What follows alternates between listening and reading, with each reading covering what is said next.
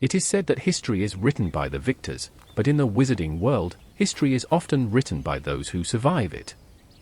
In the wake of the Second Wizarding War, the world we once knew, hidden, secretive, and complacent, stands irrevocably changed.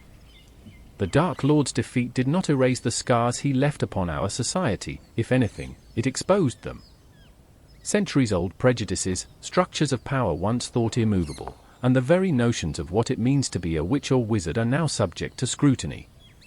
For the first time in generations, our community is asking not merely what happened, but why, and how we allowed it to happen at all. I have spent most of my life studying the arc of our history, from the founding of Hogwarts to the rise and fall of Gellert Grindelwald, and most recently, the Dark Age heralded by Lord Voldemort. Yet even after years of research, I find myself returning to the same three threads woven through every chapter of our collective story: power, identity, and choice.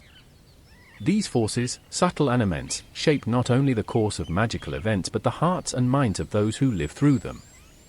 They are the silent architects of destiny, and the shapers of both triumph and tragedy. Power, in its many forms, has been both our salvation and our downfall. It builds schools, creates governments, and protects the weak, yet it also corrupts, enslaves, and destroys when left unchecked. Wizards have long believed that magical ability grants authority, but our history proves that power alone offers no wisdom.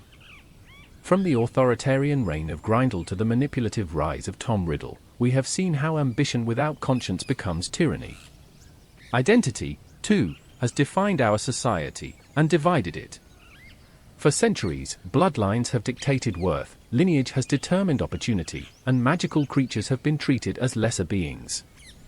Even in the wake of two great wars, prejudice lingers like a stubborn curse, infecting institutions and festering in whispers. Who we are, and who others say we are, remains one of the most potent forces shaping our lives. And yet, identity is not immutable. It can be challenged, reshaped, and reclaimed. And then there is choice, perhaps the greatest magic of all. Every major turning point in our history has been forged by decisions, some small, some monumental. A boy who chose to stand up to a monster. A spy who chose redemption over hatred. A mother who chose love over fear. Again and again, we are reminded that fate is not written in the stars or bound by prophecy. It is written in the choices we make when the world offers us none. This book is not a history of spells or battles. It is not a catalogue of dates, duels, or decrees. It is, instead, a journey through the undercurrents that shape them, the forces that lie beneath everyone's flick and every revolution's cry. It is a study of how power can both protect and poison, how identity can imprison or liberate, and how choice, above all, can determine the fate of worlds. The war has ended, but the story of who we are, and who we might become, is still being written. And so, as the dust of the past begins to settle, we must ask ourselves one final question: what kind of future will we build from the ashes? Magic, by its nature, resists control. It is raw, unpredictable, and deeply personal, a reflection of will more than law. Yet from the earliest days of our society, wizards and witches have sought to tame this force, to bind it to structure and order. Power, after all, demands a framework. The founding of Hogwarts School of Witchcraft and Wizardry in the late 10th century was the first and perhaps most enduring attempt to impose such a structure. What began as an ambitious educational endeavor soon became something far more significant: the blueprint for magical authority. By creating a central institution for learning, the founders, Godric Gryffindor, Helga Hufflepuff, Rowena Ravenclaw, and Salazar Slytherin, did more than teach spells and charms. They defined what it meant to be a wizard. They established standards of magical knowledge, codified traditions, and, most crucially, determined who was worthy of magical education in the first place. The very act of deciding who belonged inside those castle walls was an early exercise in power. It is easy, in hindsight, to romanticize Hogwarts as a sanctuary of wisdom and growth, but it was also a gatekeeper. The exclusion of those born to non-magical parents, the suspicion of those whose powers did not manifest in predictable ways, and the divisions created by the sorting system all served to shape a hierarchy that would echo through the centuries. Even in its noble mission, the school reflected the biases and fears of its founders. Salazar Slytherin's insistence on blood purity, often portrayed as a villainous obsession, was in truth emblematic of a larger societal anxiety, a fear of dilution, of losing cultural identity in a changing world. It was a philosophy that would outlive him, woven into the fabric of wizarding politics and re-emerging in darker times under far more sinister banners. As magical society grew more complex, the need for governance became inevitable. The informal councils and local magistrates of the medieval era gradually evolved into the Ministry of Magic, an institution born not merely to regulate spells and creatures, but to define the boundaries of magical life itself. Laws were passed to conceal magic from muggles, to classify beings and beasts, to monitor the creation of dangerous artifacts. With each decree, the ministry tightened its grip, building a system of control around a force that had once flowed freely.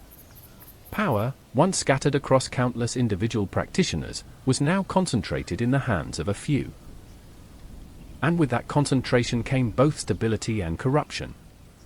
The irony is not lost on any historian. The very government created to protect magical society has often been its greatest oppressor. Throughout the centuries, the ministry has oscillated between paternalism and tyranny, its leaders using fear to justify control. During the Goblin rebellions, brutal crackdowns were disguised as public safety measures. Centuries later, restrictive werewolf legislation was justified as a means of protecting the innocent. In every age, the same pattern emerges: those in power define the narrative, and those who question it are branded as threats. The machinery of authority does not merely enforce laws, it shapes truth itself. No figure illustrates the dual nature of magical power more vividly than Albus Dumbledore. To many, he was the epitome of wisdom and restraint, a man who wielded immense influence yet refused the ultimate seat of authority, Minister for Magic. But even Dumbledore, for all his virtues, was not immune to the seduction of control. His decisions at Hogwarts, who to trust, what knowledge to conceal, which battles to fight, shaped the destiny of an entire generation. His refusal to intervene in ministry politics, often framed as humility, was also a choice that allowed corruption to flourish unchecked. Power is not only in what one does, but in what one chooses not to do. And then there was Tom Riddle. If Dumbledore embodied the careful stewardship of power, Riddle represented its unrestrained hunger. His early fascination with control, over people, over death, over the very fabric of existence, was rooted in a deep belief that power justified itself. To him, governance was not about order or justice but dominance. The ministry was a tool to be infiltrated, Hogwarts a system to be subverted, blood purity a doctrine to weaponize. In Riddle's world-view, authority was not something bestowed, it was something seized. Yet the tragedy, and the lesson of our history is that both approaches, in their extremes, lead to ruin. Dumbledore's reluctance to centralize power allowed dark forces to grow in the shadows. Riddle's obsession with it plunged the world into war. The balance, it seems, lies somewhere between these two poles, in a society that wields authority without succumbing to its corruption, and that questions its leaders without descending into chaos. What becomes clear when we trace this arc, from the founding of Hogwarts to the rise of the ministry, from Dumbledore's quiet influence to Voldemort's brutal dominion, is that power is never static. It evolves, adapts, and often disguises itself. It builds schools, then turns them into battlegrounds. It writes laws, then uses them to silence dissent. It can be a shield, or it can be a weapon. And always, it reflects the values, or the fears, of those who hold it. We like to believe that magical strength lies in spells, wands, and duels. But the truth is that the most enduring form of magic is not cast in a moment of battle, it is woven quietly into the systems we create, the hierarchies we accept, and the authorities we obey without question. That is where the real power lies. And that is why, to understand the tragedies and triumphs of our past, we must begin not with the heroes or the villains, but with the structures that shaped them, and the sparks of authority that lit the fires to come. The narrative arc, spanning from the foundational stones of Hogwarts to the eventual dominion of Voldemort, unequivocally demonstrates that power is a mercurial and ever-shifting entity. It does not remain in a fixed state, rather, it constantly evolves, adapts to new circumstances, and frequently cloaks itself in various guises. This inherent fluidity allows power to manifest in seemingly benevolent forms, such as the establishment of esteemed educational institutions, only to later transform them into brutal battlegrounds. It dictates the creation of laws, ostensibly for order and justice, yet these very laws can be perverted to silence dissent and suppress opposition. Power, in its essence, is a duality. It can serve as a protective shield, safeguarding the vulnerable and upholding principles of justice. Conversely, it can become a devastating weapon, inflicting suffering and asserting control through fear and violence. Crucially, the nature of power is always a reflection, a mirror held up to the values, aspirations, and most profoundly, the fears of those who wield it. There is a common misconception that the true measure of magical strength lies in the overt acts of spell casting, the clash of wands in duels, or grand displays of arcane might. However, a deeper examination reveals a more profound truth: the most enduring and pervasive form of magic is not conjured in the heat of battle or through dramatic pronouncements. Instead, it is intricately and subtly woven into the very fabric of the systems we construct, the hierarchies we tacitly accept, and the authorities we obey without question or critical scrutiny. It is within these ingrained structures, these unspoken agreements, and these habitual compliances that real power resides. It is the insidious influence of established norms, the silent weight of tradition, and the subtle pressures of conformity that truly shape societies and individuals. Therefore, to genuinely comprehend the monumental tragedies and remarkable triumphs that punctuate our past, we must redirect our focus. We must begin not with the celebrated heroes or the vilified villains, whose actions are often merely symptoms of larger forces, but with the underlying structures that mold them. We must analyze the societal frameworks, the political institutions, and the cultural paradigms that provided the fertile ground for these figures to emerge. It is within these foundational structures that we find the subtle sparks of authority that, over time, ignited the catastrophic fires of conflict and the glorious beacons of progress that define our history. Power does not always arrive with fanfare. Sometimes, it slips quietly into the world, unnoticed, until it has already taken root. Such was the case with Tom Marvolo Riddle, a boy born into obscurity, marked by abandonment and resentment, who would one day shape the destiny of the entire wizarding world. His story is not merely one of ambition and cruelty, it is a study in how power can twist itself around fear, how charisma can cloak malevolence, and how even the most extraordinary talents, left unchecked, can curdle into tyranny. Riddle was brilliant from the beginning, prodigiously gifted, ruthlessly intelligent, and profoundly aware of his own superiority. At Hogwarts, he learned quickly not just spells but systems, how authority operated, how people responded to charm and intimidation, and how institutions could be manipulated. Teachers praised his intellect. Classmates gravitated toward his presence. Yet beneath the polished exterior, he harbored a deep contempt for the very world he was learning to master. It was not enough for him to belong, he needed to dominate. It was not enough to be exceptional, he needed to be eternal. What set Riddle apart was not only his hunger for power but the precision with which he pursued it. Many who sought domination before him, dark wizards like Herpo the Foul or Emeric the Evil, relied on brute force and reckless terror. Riddle's genius was subtler. He understood that true power required more than fear, it required ideology. It needed a story that justified its existence. Thus was born the creed of blood purity, an ancient prejudice repackaged as righteous purpose. Riddle, himself a half-blood, wielded the doctrine with calculated hypocrisy. It gave his followers a cause, a reason to hate, a justification for their violence. And it gave him cover. By presenting his rise as a crusade to restore wizarding society, he disguised naked ambition as noble duty. Yet Riddle's most dangerous gift was not his ideology but his ability to shape perception. He mastered the art of invisibility, not through disillusionment charms or invisibility cloaks, but through calculated concealment. For years, he operated in shadows, manipulating events without revealing his hand. He built networks of loyalists across Europe, recruited disillusioned witches and wizards, and slowly seeded his influence into the very institutions meant to oppose him. By the time the Ministry recognized the scale of the threat, Voldemort's power was no longer an uprising, it was an infestation. The wizarding world had been conquered from within before a single spell was cast in open war. The rise of Voldemort is often portrayed as inevitable, as if darkness was always destined to follow light. But inevitability is a comforting illusion. The truth is far more uncomfortable. He succeeded because he understood our weaknesses better than we did. He exploited the Ministry's complacency, twisting bureaucracy into paralysis. He turned society's prejudices against Muggle-borns, werewolves, and magical creatures into weapons that fractured potential alliances.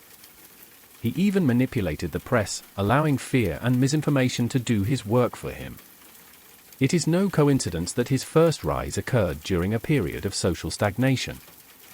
When institutions grow too comfortable, they fail to see the danger creeping beneath their feet. There is a lesson in this for all who study power: evil does not always roar into being. More often, it whispers. It presents itself as tradition, as stability, as progress. It convinces ordinary people that extraordinary cruelty is necessary. The Death Eaters were not an army of madmen but of neighbors, colleagues, and classmates, many of whom believed they were defending their world. This is perhaps Voldemort's most chilling legacy. He demonstrated how easily ordinary people can be led to commit atrocities when fear and ideology intertwine. Standing in opposition to this rising darkness was Albus Dumbledore, a man whose vision of power could not have been more different. Where Voldemort sought control, Dumbledore valued choice. Where Voldemort built armies, Dumbledore built alliances. Yet even Dumbledore, for all his wisdom, struggled to contain the threat. He understood the boy Riddle once was brilliant, broken, and searching for belonging, and he understood the man he had become. But knowledge is not the same as prevention. Dumbledore's attempts to warn the Ministry fell on deaf ears, dismissed as paranoia. His insistence on patience and secrecy, while strategically sound, allowed Voldemort's influence to spread unchecked. It is one of history's great ironies that the man who understood the threat best was also among the least able to stop it. The confrontation between these two men, one who believed power was a means to control, the other who believed it was a responsibility to serve, shaped an era. It was a conflict fought not only on battlefields but in classrooms, courtrooms, and hearts. It forced wizards and witches to choose between comfort and conscience, between the safety of silence and the risk of resistance. And it revealed, perhaps more clearly than any event before or since, the dual nature of power itself. In Voldemort, we see its most destructive potential, a force that corrodes, enslaves, and annihilates. In Dumbledore, we glimpse its most noble form, a power tempered by restraint, used not to dominate but to uplift. Yet even in defeat, Voldemort's shadow lingers. His ideology did not die with him, it sank deeper into the cracks of our world, waiting for new voices to resurrect it. That is the enduring danger of power wielded through fear. It does not end when its wielder falls. It becomes part of the fabric of society, a quiet poison that seeps into laws, traditions, and everyday life. And unless we remain vigilant, it will rise again in new forms, wearing new faces. Tom Riddle's story is a cautionary tale, but it is also a mirror. It reflects the vulnerabilities within us, our desire for order, our fear of change, our willingness to trade freedom for safety. He did not create those flaws, he merely used them. And that is why understanding his rise is not an exercise in revisiting the past but a warning for the future. For as long as power exists, so too will the temptation to use it as he did, not to lead, but to rule. Even in his defeat, the Dark Lord's shadow coils, a serpent lingering in the deepest crevices of our world. His wicked ideology, a dark enchantment, did not perish with him, it merely seeped into the very bedrock of society, a dormant curse awaiting new voices to awaken its power. This is the enduring peril of might wielded through terror, it does not dissipate when its master falls. Instead, it weaves itself into the very tapestry of existence, a quiet venom that infects our decrees, our customs, and the mundane rhythm of daily life. And unless our vigilance remains a shimmering shield, it will rise anew, wearing fresh visages and whispering ancient lies. Tom Riddle's chronicle is a chilling prophecy, yet also a shimmering mirror, reflecting the ethereal frailties within us, our yearning for cosmic order, our dread of sudden transformation, our readiness to bargain the starlight of freedom for the illusion of safety. He did not conjure these inherent flaws, he merely exploited them like a cunning sorcerer. And that is why comprehending his Ascent is not merely an act of gazing into the mists of the past, but a dire warning echoing through the corridors of time. For as long as potent magic endures, so too will the dark allure to wield it as he did, not to guide, but to command. If Voldemort's rise revealed the seductive lure of individual power, the Ministry of Magic's history reveals the far more insidious nature of institutional power. Unlike the ambition of a single dark wizard, institutional authority does not often seek conquest or glory. It does not crave monuments to its name. Its reach is quieter, more pervasive, a steady shop-in of laws, beliefs, and daily life that is so omnipresent it often goes unnoticed.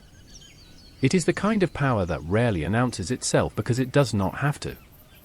It already lives in the ink of decrees, the language of legislation, and the unquestioned assumptions of the people it governs. The ministry did not begin as a tool of oppression. Its creation was, at first, a practical solution to a chaotic world.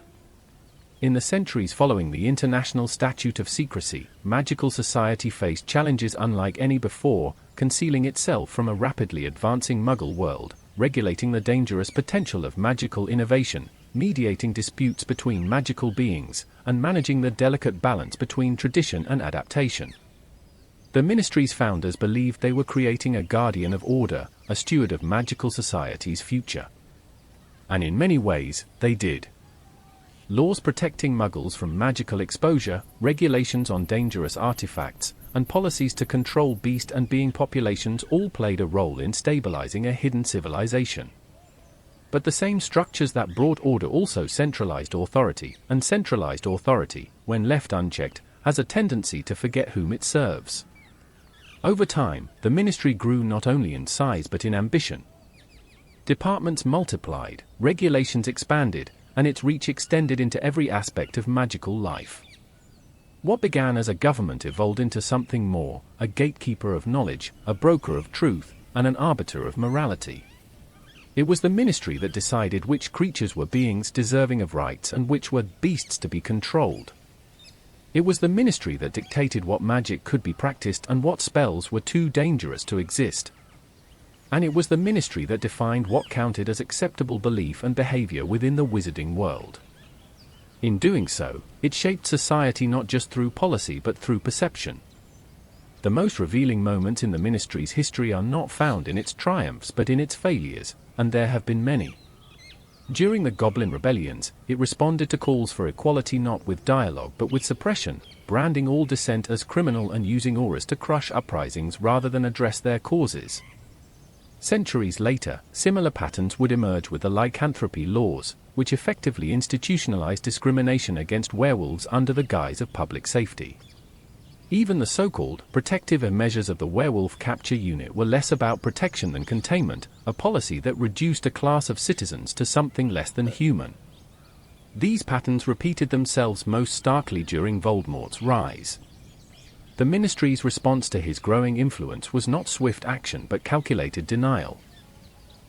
Fearing panic and the erosion of public trust, officials chose to downplay the threat, silencing those who spoke too loudly and discrediting those who warned too urgently. Cornelius Fudge, then Minister for Magic, epitomized this mindset, a leader so terrified of instability that he preferred ignorance to truth. His ministry did not combat Voldemort's return, it combated the idea of his return. It censored newspapers, undermined Dumbledore's credibility, and labeled Harry Potter a liar. By the time the truth became undeniable, the damage was done. Voldemort had not just gained followers, he had gained time, and time, for a dark wizard, is often the greatest weapon of all. This is the paradox of institutional power, it often justifies its worst failures as acts of preservation. Fudge and his government did not see themselves as villains. They believed they were defending the public from fear, maintaining the illusion of stability, and preserving confidence in the system. But illusions are fragile, and when they shatter, they leave society more vulnerable than if the truth had been faced from the start. Denial is not protection, it is complicity. Even after Fudge's fall and Rufus Scrimgeour's more aggressive approach, the Ministry remained deeply compromised. It was not built to resist infiltration because it never conceived of itself as vulnerable. By the time Death Eaters infiltrated key departments and turned the institution into a tool of tyranny, resistance was already on the back foot. Laws were rewritten overnight, propaganda flooded the press, and the machinery of bureaucracy, so often taken for granted, became an engine of oppression. The transformation was horrifying not because it was sudden, but because it was seamless. The same offices that once issued licenses and fines were now issuing decrees that criminalized bloodlines and sanctioned murder. The system did not need to be rebuilt for evil to thrive, it simply needed to be reproposed. And yet, for all its failures, the Ministry remains indispensable. It is a flawed institution, but it is also the backbone of magical society. It maintains order, regulates magic, and facilitates cooperation. The lesson, therefore, is not that government is inherently corrupt, but that it is inherently fragile, prone to the biases, fears, and ambitions of those who inhabit it. Institutions are not living beings, they have no conscience of their own. They reflect the character of the people who run them. And if those people value comfort over truth, control over justice, or silence over accountability, then even the noblest institution will become a weapon in the wrong hands. The machinery of control is powerful because it is invisible. Most wizards and witches will never see the inside of a Wizengamot hearing, never read the fine print of a decree, never question the classification of a creature or the definition of a crime. They will go about their lives assuming the system works, until one day it does not. And by then, the levers of power are often too entrenched to easily dislodge. It is tempting to think that the great battles of history are fought with spells and wands, but many of them are fought in parchment and ink. They are fought in the quiet passing of legislation, in the appointment of a new undersecretary, in the silent acceptance of an unjust law. This is the lesson the Ministry's history teaches us, that tyranny is not always imposed by conquerors. Sometimes it is administered by clerks, codified by lawmakers, and normalized by the very citizens it subjugates. Understanding this is crucial, for the future of the wizarding world will not only depend on how we confront dark wizards, but on how we shape the institutions meant to protect us from them. The machinery of control cannot be dismantled, nor should it be. But it must be questioned, scrutinized, and held accountable.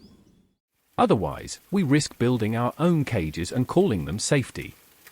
Every system of control, no matter how formidable, eventually meets its counterforce. History remembers empires and institutions, but it also remembers the few who dared to defy them. Resistance is as old as authority itself, a flame that flickers in the shadows when the world grows too dark, a stubborn refusal to accept that power must always flow downward.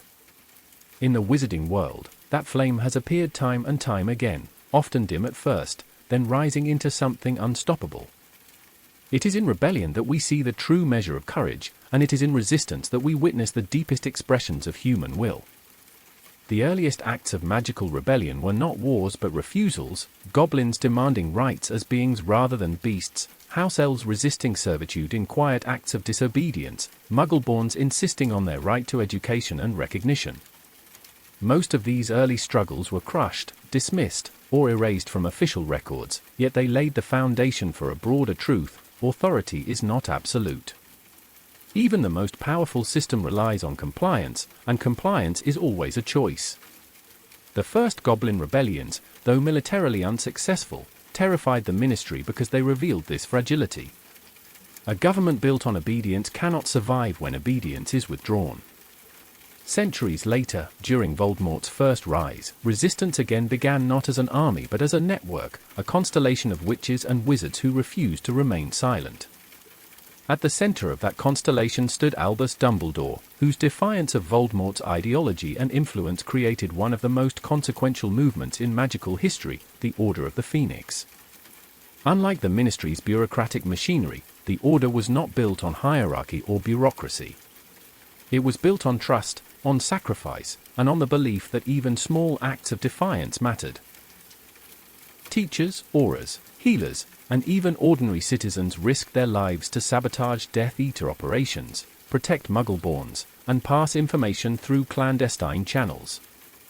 Many of them died, often nameless and unrecognized. Their resistance was not glamorous. It was brutal, desperate, and lonely. But it was also indispensable. During the second rise of Voldemort, the Order reformed, older now, wiser, and more cautious. But something had changed in the intervening years. The Ministry's denial of Voldemort's return, combined with the Daily Prophet smear campaigns, made organized resistance more difficult.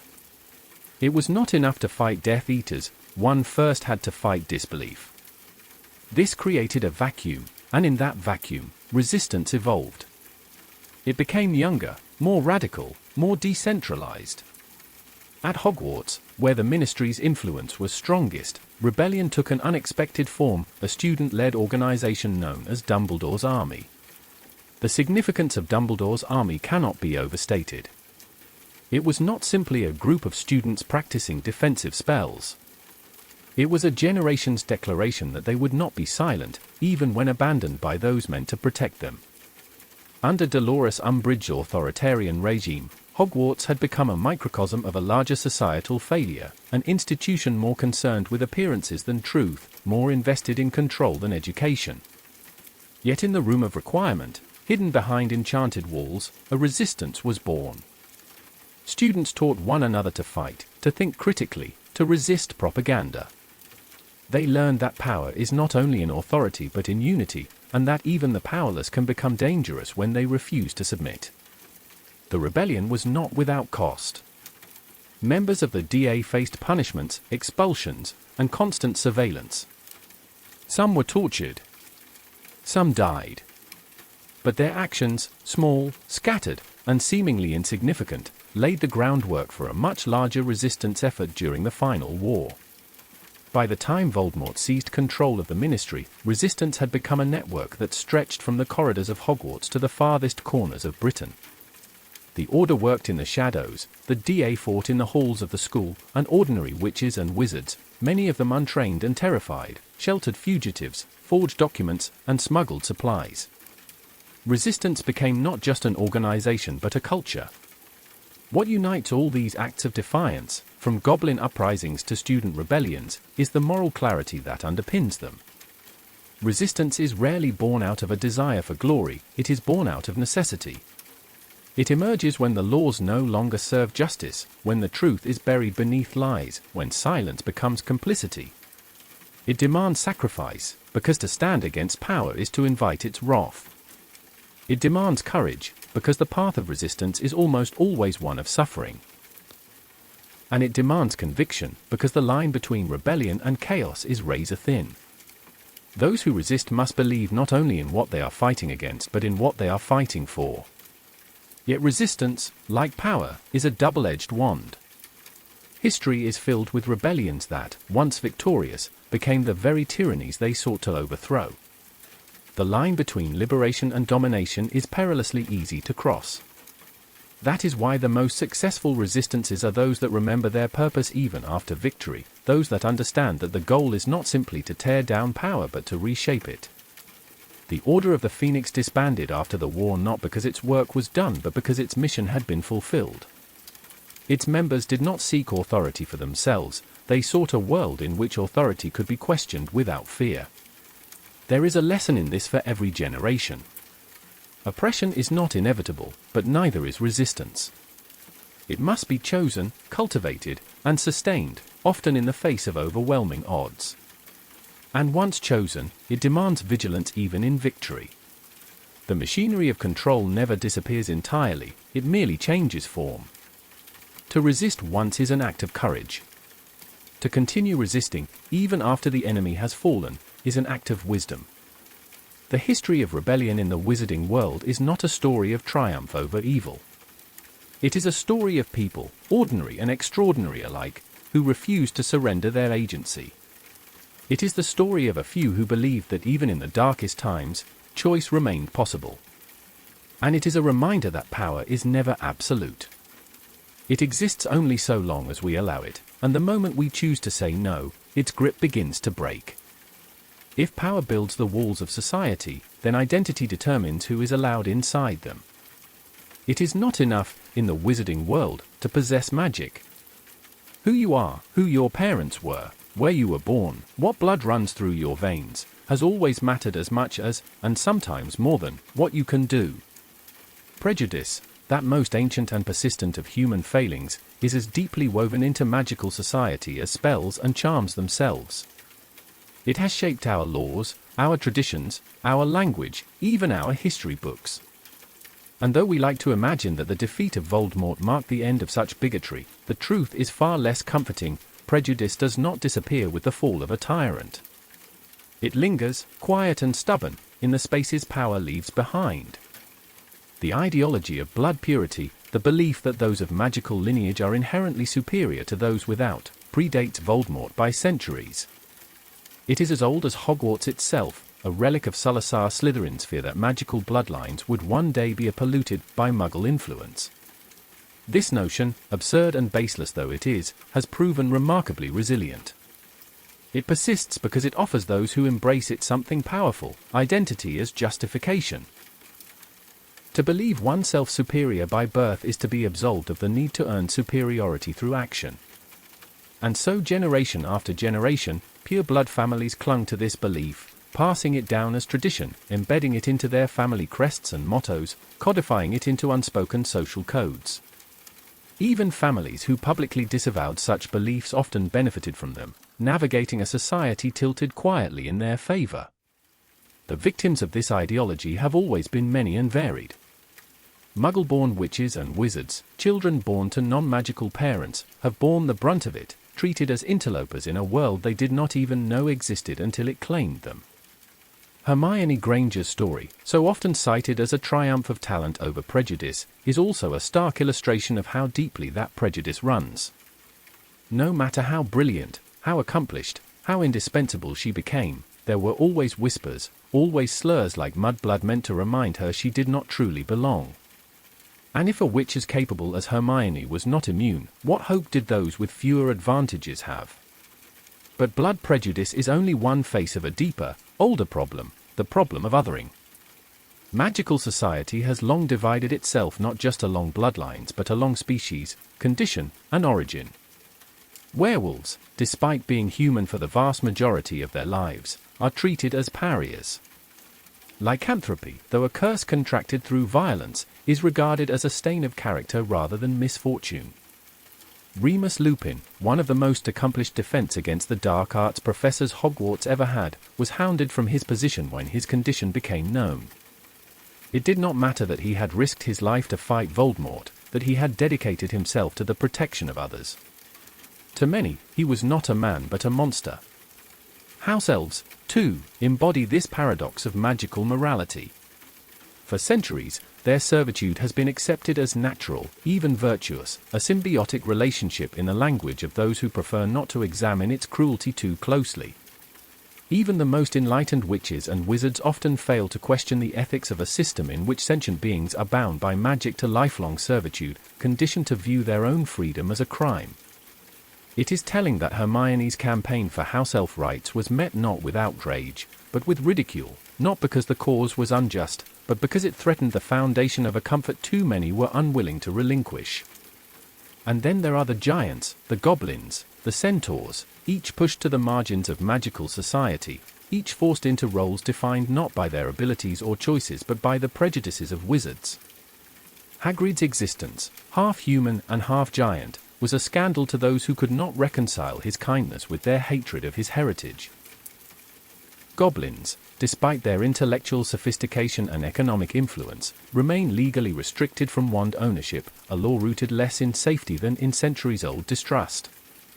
Centaurs, proud and wise, have chosen isolation not because they despise wizardkind but because wizardkind has made it clear they will never be regarded as equals. The tragedy of these injustices is not only in the suffering they cause, but in the blindness they perpetuate. Prejudice diminishes not only the oppressed but the oppressor, narrowing the horizons of what a society can become. A world that excludes werewolves from teaching loses great educators. A world that enslaves house elves denies itself allies. A world that mistrusts goblins forfeits the innovations they might have shared. Magical society, in its arrogance, has often chosen fear over collaboration, and in doing so, has weakened itself. The war against Voldemort forced a reckoning with these truths, but it did not resolve them.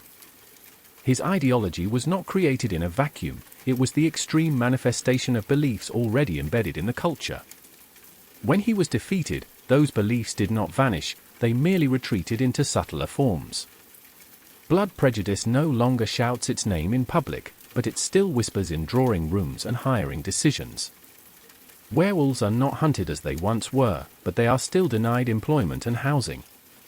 The ministry now speaks of integration with magical creatures, yet its policies remain rooted in control rather than equality. And so the question remains, can a society truly change if its deepest assumptions remain unexamined? Reform is not only a matter of laws but of imagination, of seeing those we once called mothers as part of us. It is a slow, often painful process, requiring more than policy shifts and public apologies. It demands education, empathy, and the courage to confront centuries of comfortable lies. Most of all, it demands listening, not to the loudest voices of power, but to those who have been silenced by it. Identity has always been a battleground in the wizarding world, and perhaps it always will be. But if there is hope, and there is, it lies in the growing recognition that magic itself does not discriminate. It flows through bloodlines both ancient and new, through bodies both human and not, through beings long dismissed as lesser. To deny them is to deny magic's own nature. And to embrace them, fully, without condition, is to begin building a world that lives up to the promise of what magic was always meant to be, not a mark of superiority, but a shared inheritance. Identity is never a single thing. It is a mosaic, assembled from fragments of memory, belief, heritage, and choice. It is the self we know, the self others see, and the self we try to become. Often, these selves do not align. Sometimes they contradict. Sometimes they collide. And in the spaces between them, the gaps between who we are and who we must appear to be, we build masks. These masks are not merely disguises, they are survival strategies. They allow us to navigate worlds that would otherwise reject us, to hide truths that would destroy us, to protect what we value most. But they also cost us. Every mask we wear takes something from us, and the longer we wear it, the harder it becomes to remember what lies beneath. No figure in modern magical history embodies this paradox more completely than Severus Snape. His life is a case study in the complexity of identity, how it is formed, fractured, and redefined under the weight of expectation and regret. Born to a Muggle father and a witch mother, Snape grew up caught between two worlds and belonging fully to neither. He was a half-blood in a society that fetishized purity, a brilliant student from a poor family in a school that prized prestige, a boy hungry for recognition in a world that offered him little. From his earliest years, identity for Snape was not something given but something he had to build, brick by bitter brick, out of whatever fragments he could claim. At Hogwarts, those fragments began to take shape. His intellect and mastery of potion-making earned him the respect he craved, but his social standing, awkward, isolated, often ridiculed, kept him on the margins. It was here, in this tension between brilliance and alienation, that his first mask began to form. Aligning with Slytherin's purist circles offered him protection and a sense of belonging. The ideology of blood superiority, while never truly his, provided a shield against the humiliation he endured. Like many who turn toward prejudice, he did so not from conviction but from desperation, an attempt to rewrite the narrative of his own inadequacy. Yet this mask, once worn, began to shape him in return. Hatred, even when adopted as armor, has a way of sinking into the soul. Snape's choice to join the Death Eaters was both a culmination of this search for identity and a catastrophic mistake. In their ranks, he found power, purpose, and recognition, the very things he had been denied as a boy. But in pledging himself to Voldemort's cause, he also set in motion the chain of events that would define the rest of his life. The moment he realized that Lily Evans, the one person who had seen and loved the boy beneath the mask, was in danger because of his actions, his constructed identity shattered.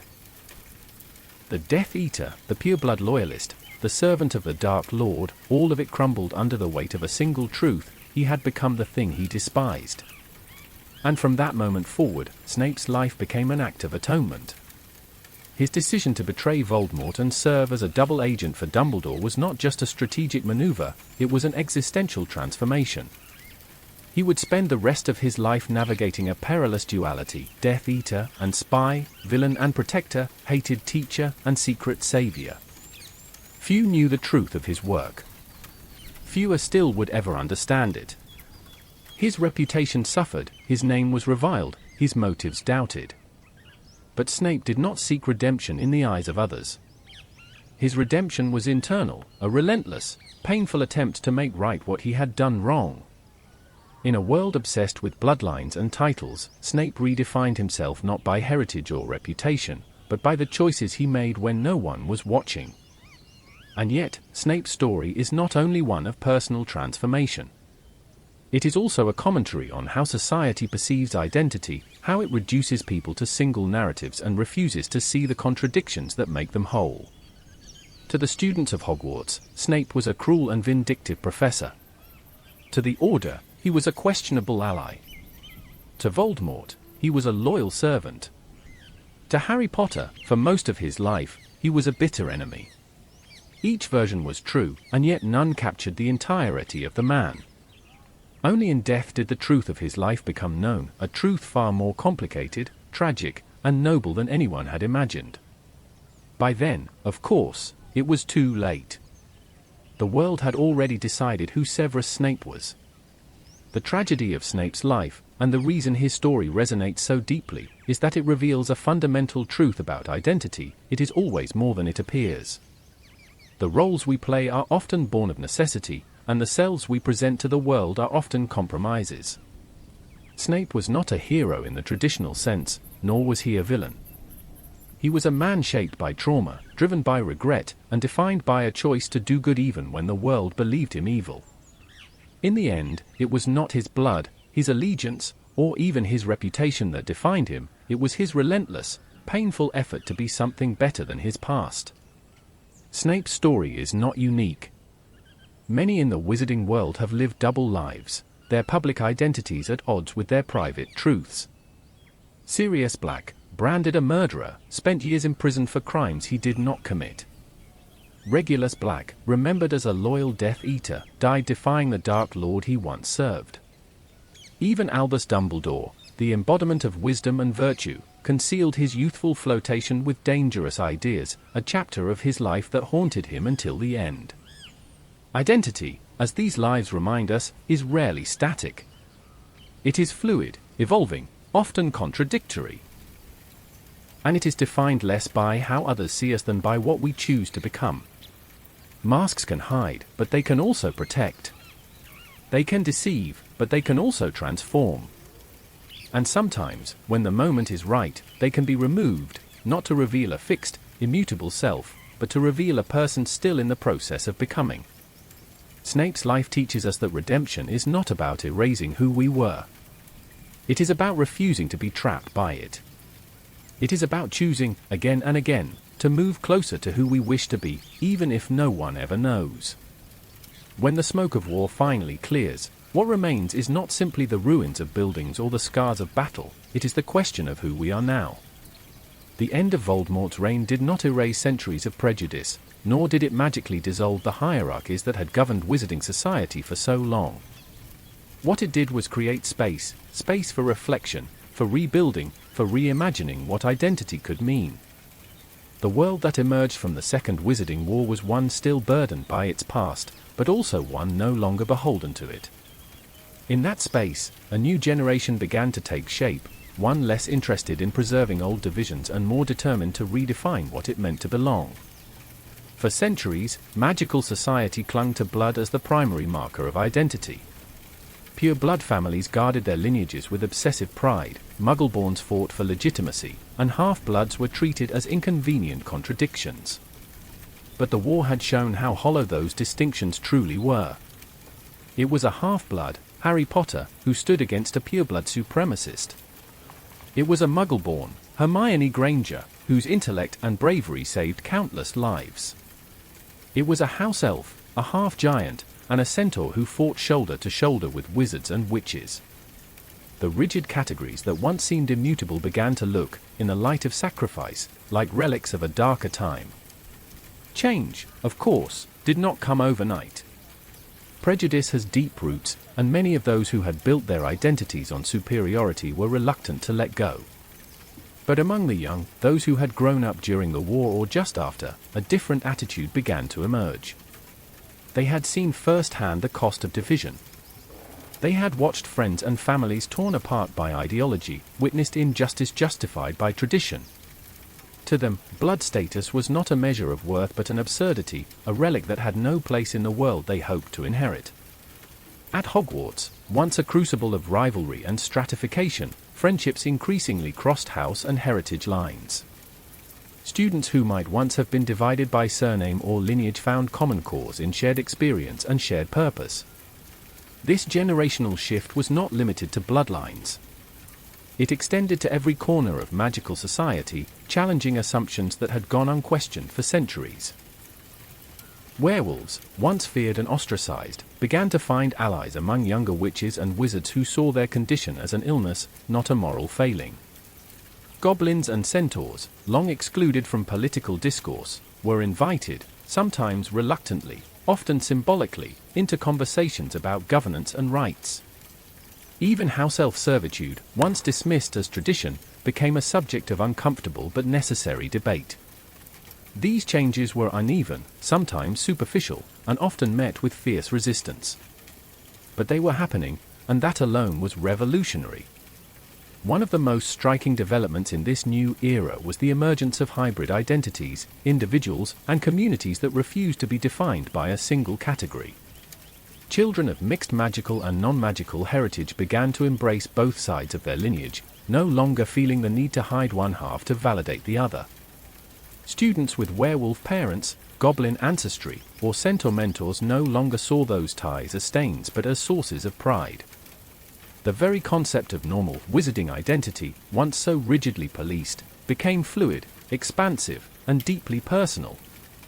This cultural transformation did not occur without friction. Many in the old guard saw it as a threat, an erosion of tradition, a betrayal of heritage.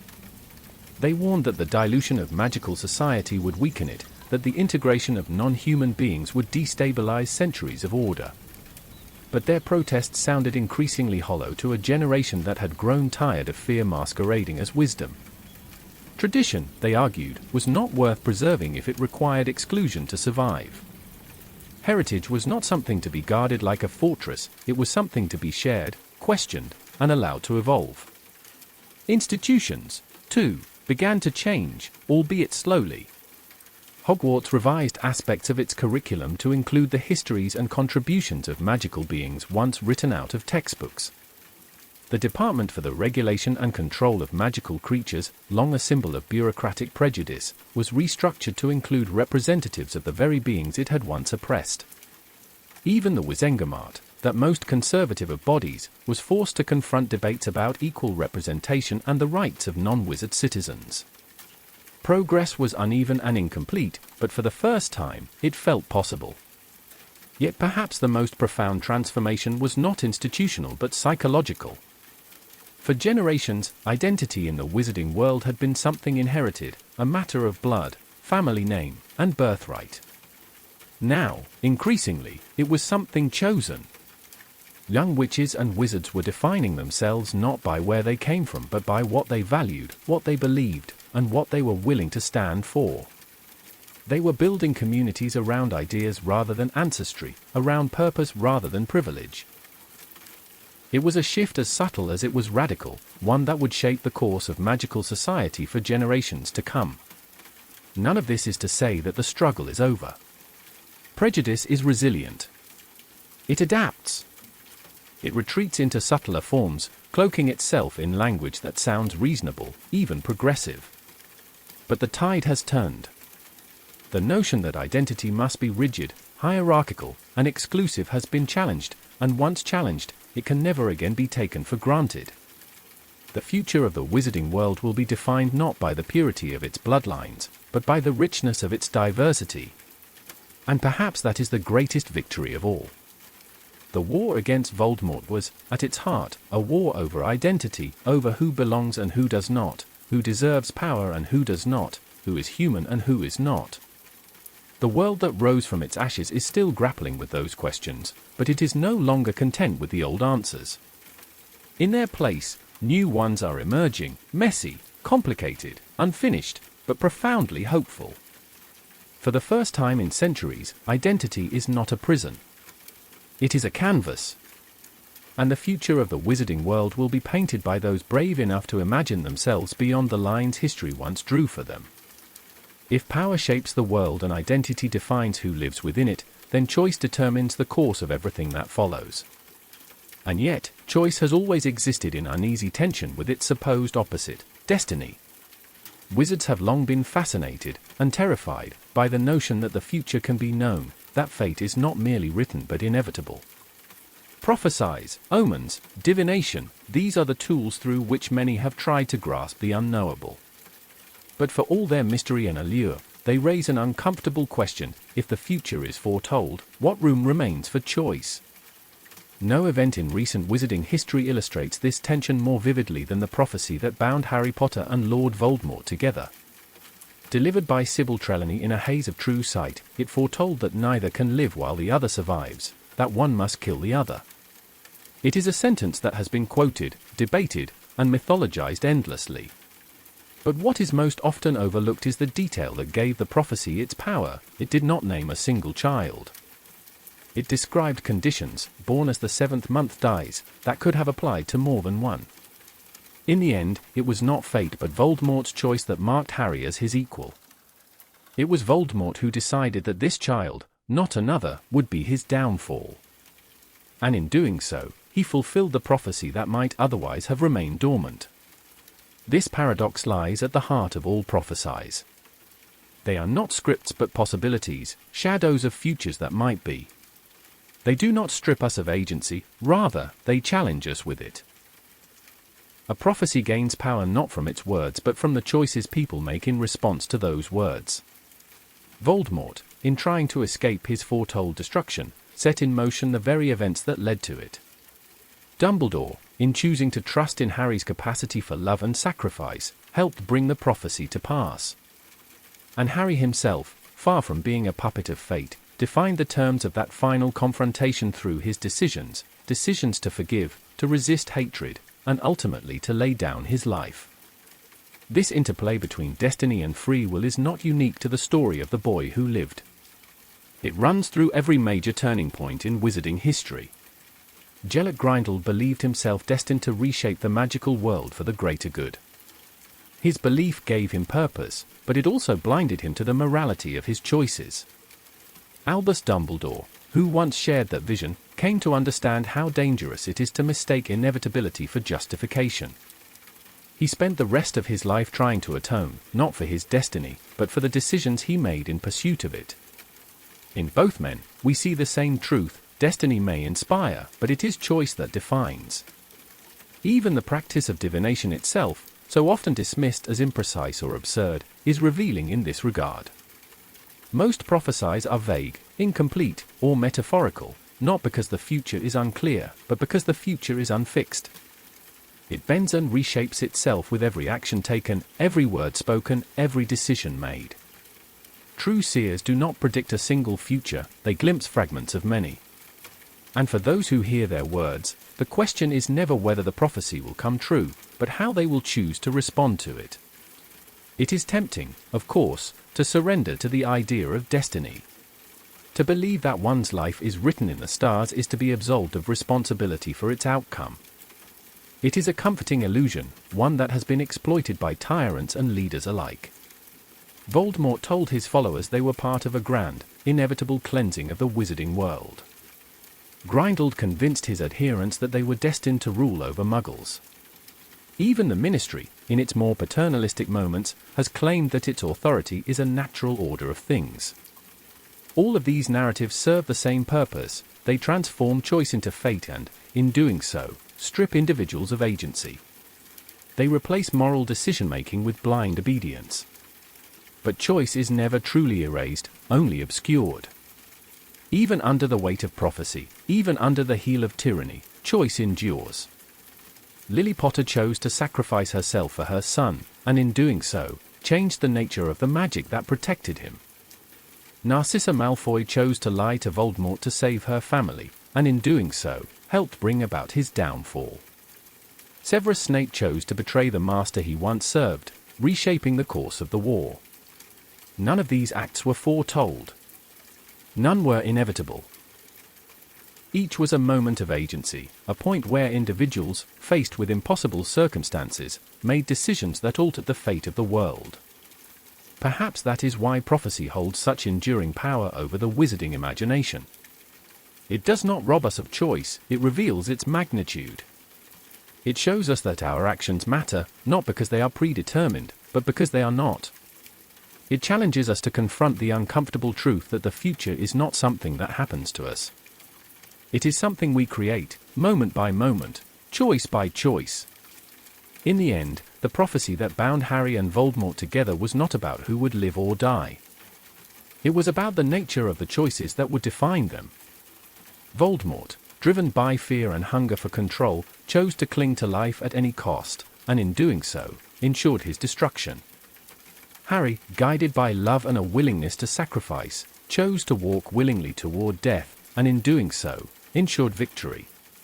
The difference between them was not destiny. It was decision.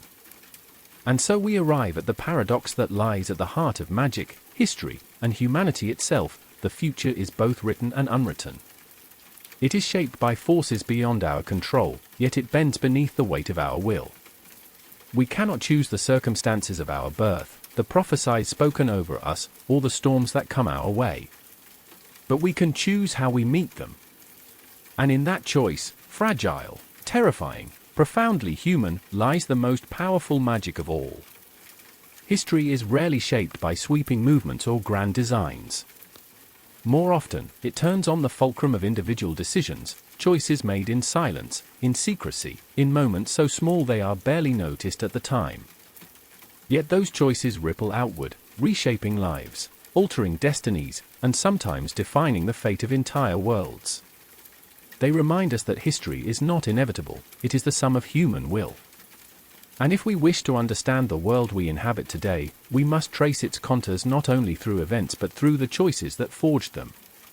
Some of the most consequential decisions in magical history were not made by heroes or villains but by people who existed somewhere in between. Regulus Arcturus Black is one such figure, a name once dismissed as that of an ordinary Death Eater, now remembered as a man whose solitary act of defiance changed the course of the war. Raised in a family steeped in blood purity ideology, Regulus was expected to follow the path that had been laid before him. And for a time, he did. He pledged himself to Voldemort, embraced the Dark Lord's vision, and wore the mark with pride. But somewhere along the way, conviction gave way to doubt.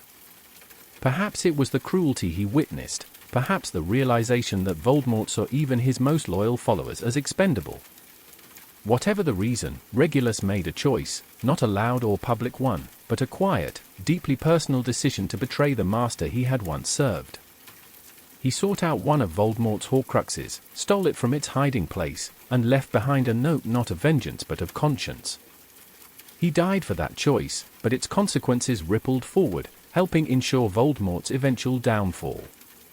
Then there is the story of Peter Pettigrew, a man whose choices are a study in cowardice and corruption. Where Regulus acted out of conviction, Pettigrew acted out of fear. He betrayed his closest friends to save his own life, delivering James and Lily Potter into Voldemort's hands.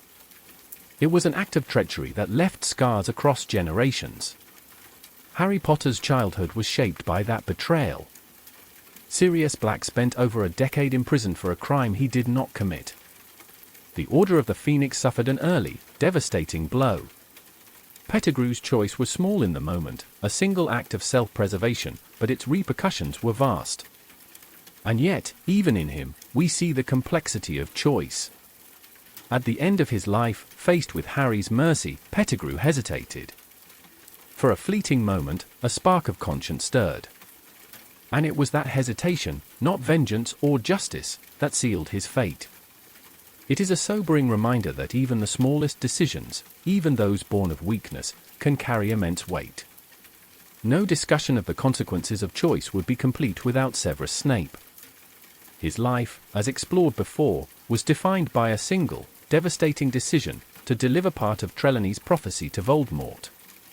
It was an act made not out of loyalty or ideology but ambition, a desire to prove his worth and rise in the ranks of the Death Eaters. Yet from that choice flowed a chain of events that would haunt him forever: the death of Lily Potter, the ruin of his innocence, the burden of a promise that would define the rest of his life. Snape's later choices, to spy for Dumbledore, to protect Harry, to sacrifice everything for the cause he once opposed, were attempts to atone for that first, terrible mistake. They did not erase it. Nothing could. But they transformed its meaning. His life stands as proof that a single decision can destroy a person, or it can become the foundation on which redemption is built. Even the greatest figures of history are not immune to the shadow of their choices. Albus Dumbledore, the wise and beloved leader of the wizarding world, was haunted until his final breath by decisions he had made in his youth. His alliance with Gellick Grindelwald, born of idealism, naivety, and arrogance, cost him his sister and nearly corrupted his soul. It was a mistake that shaped his life's work, turning him from a man who sought power into one who distrusted it deeply. Dumbledore's brilliance and compassion were not innate qualities, they were forged in the crucible of regret. Every act of wisdom he displayed in later years was, in some way, a response to the mistakes of his past. These stories, of betrayal and bravery, of regret and redemption, reveal a profound truth: choice is rarely clean. It is not the simple division of good and evil that fairy tales promise. It is messy, complicated, and often contradictory. Good people make terrible decisions. Cowards perform acts of unexpected courage. Villains choose moments of mercy. And each choice, regardless of intention, sets off consequences that cannot be undone. The shadow of the past extends far beyond the individuals who cast it. It shapes families, institutions, and generations. Sirius Black's life was consumed by Pettigrew's betrayal. Draco Malfoy's childhood was defined by the choices his parents made before he was born.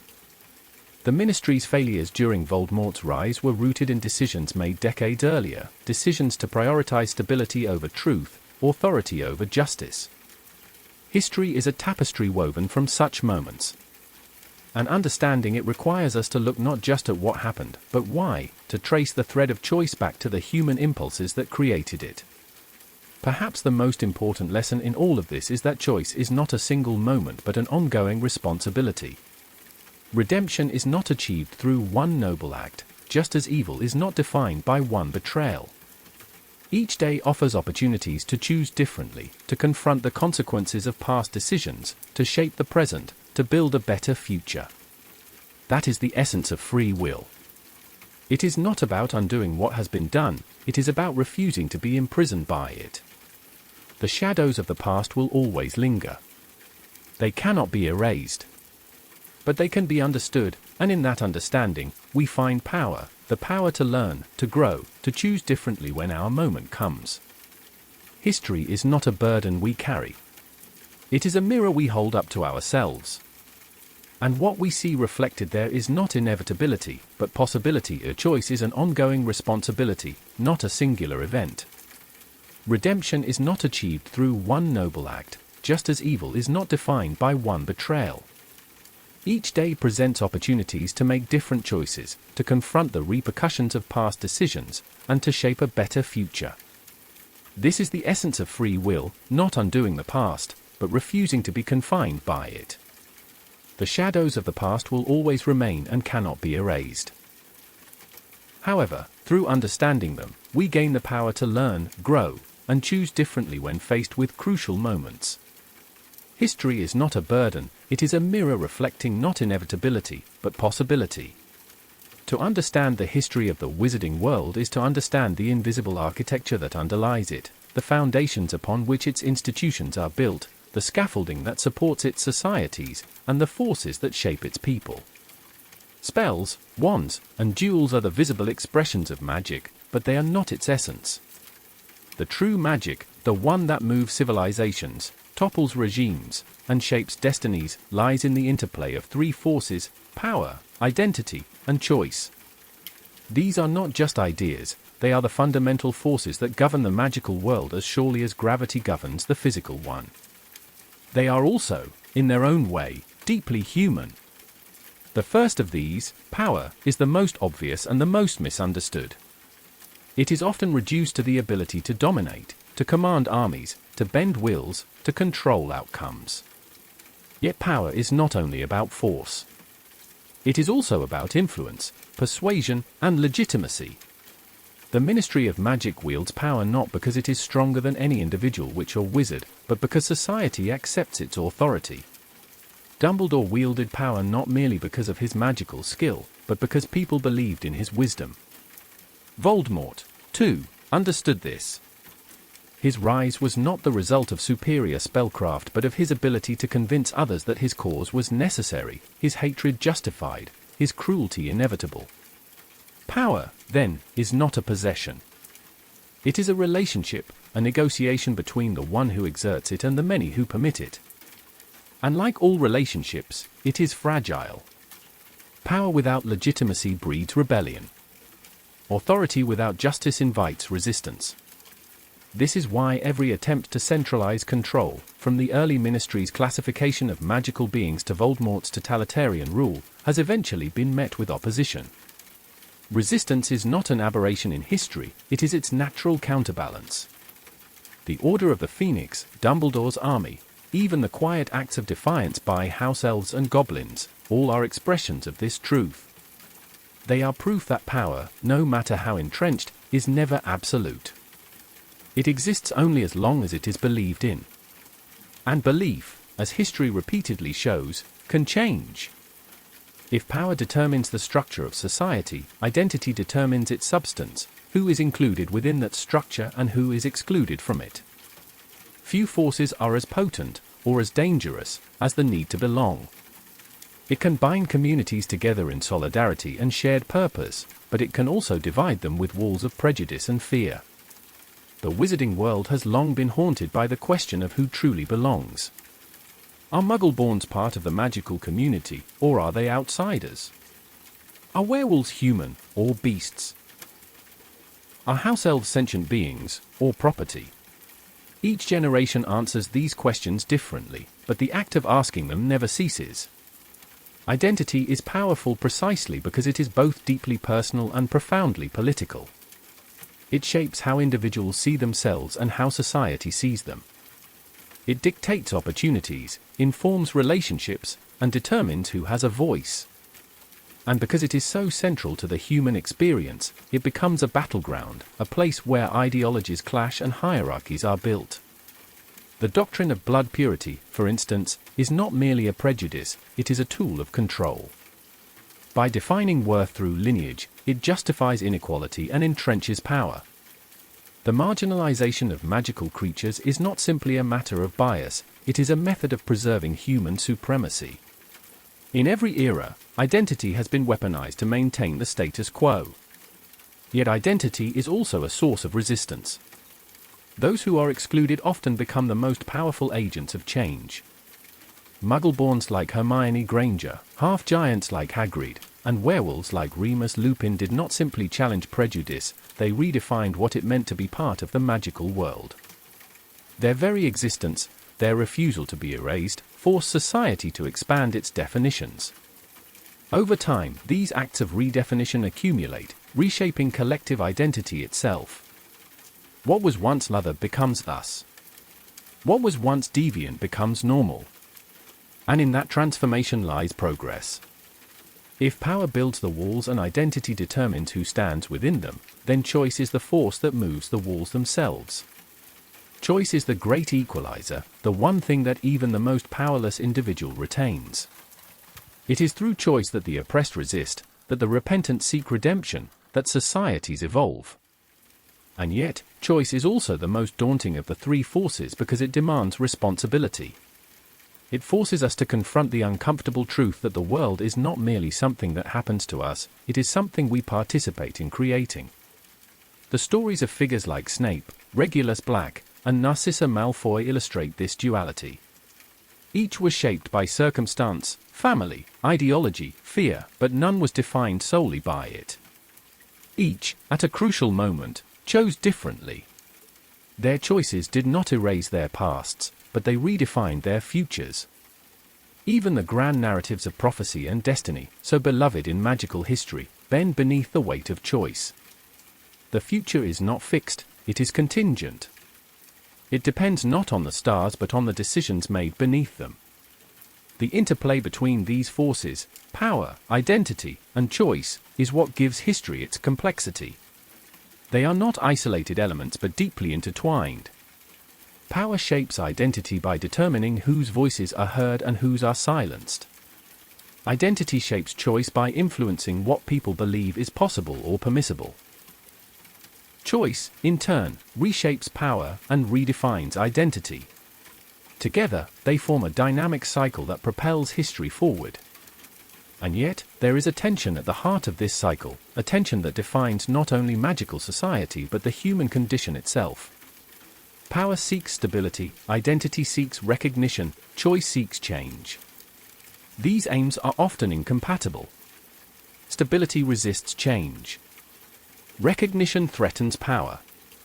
Change unsettles identity. History, therefore, is not a straight line but a constant negotiation between these competing forces, a balance that must be struck and struck again. What, then, is the lesson of this long and tangled story?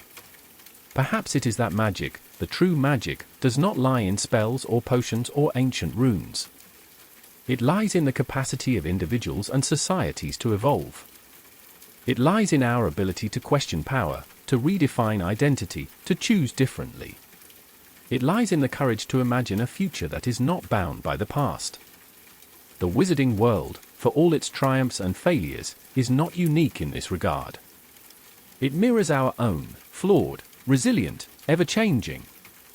And in its struggles, we find a reflection of our own.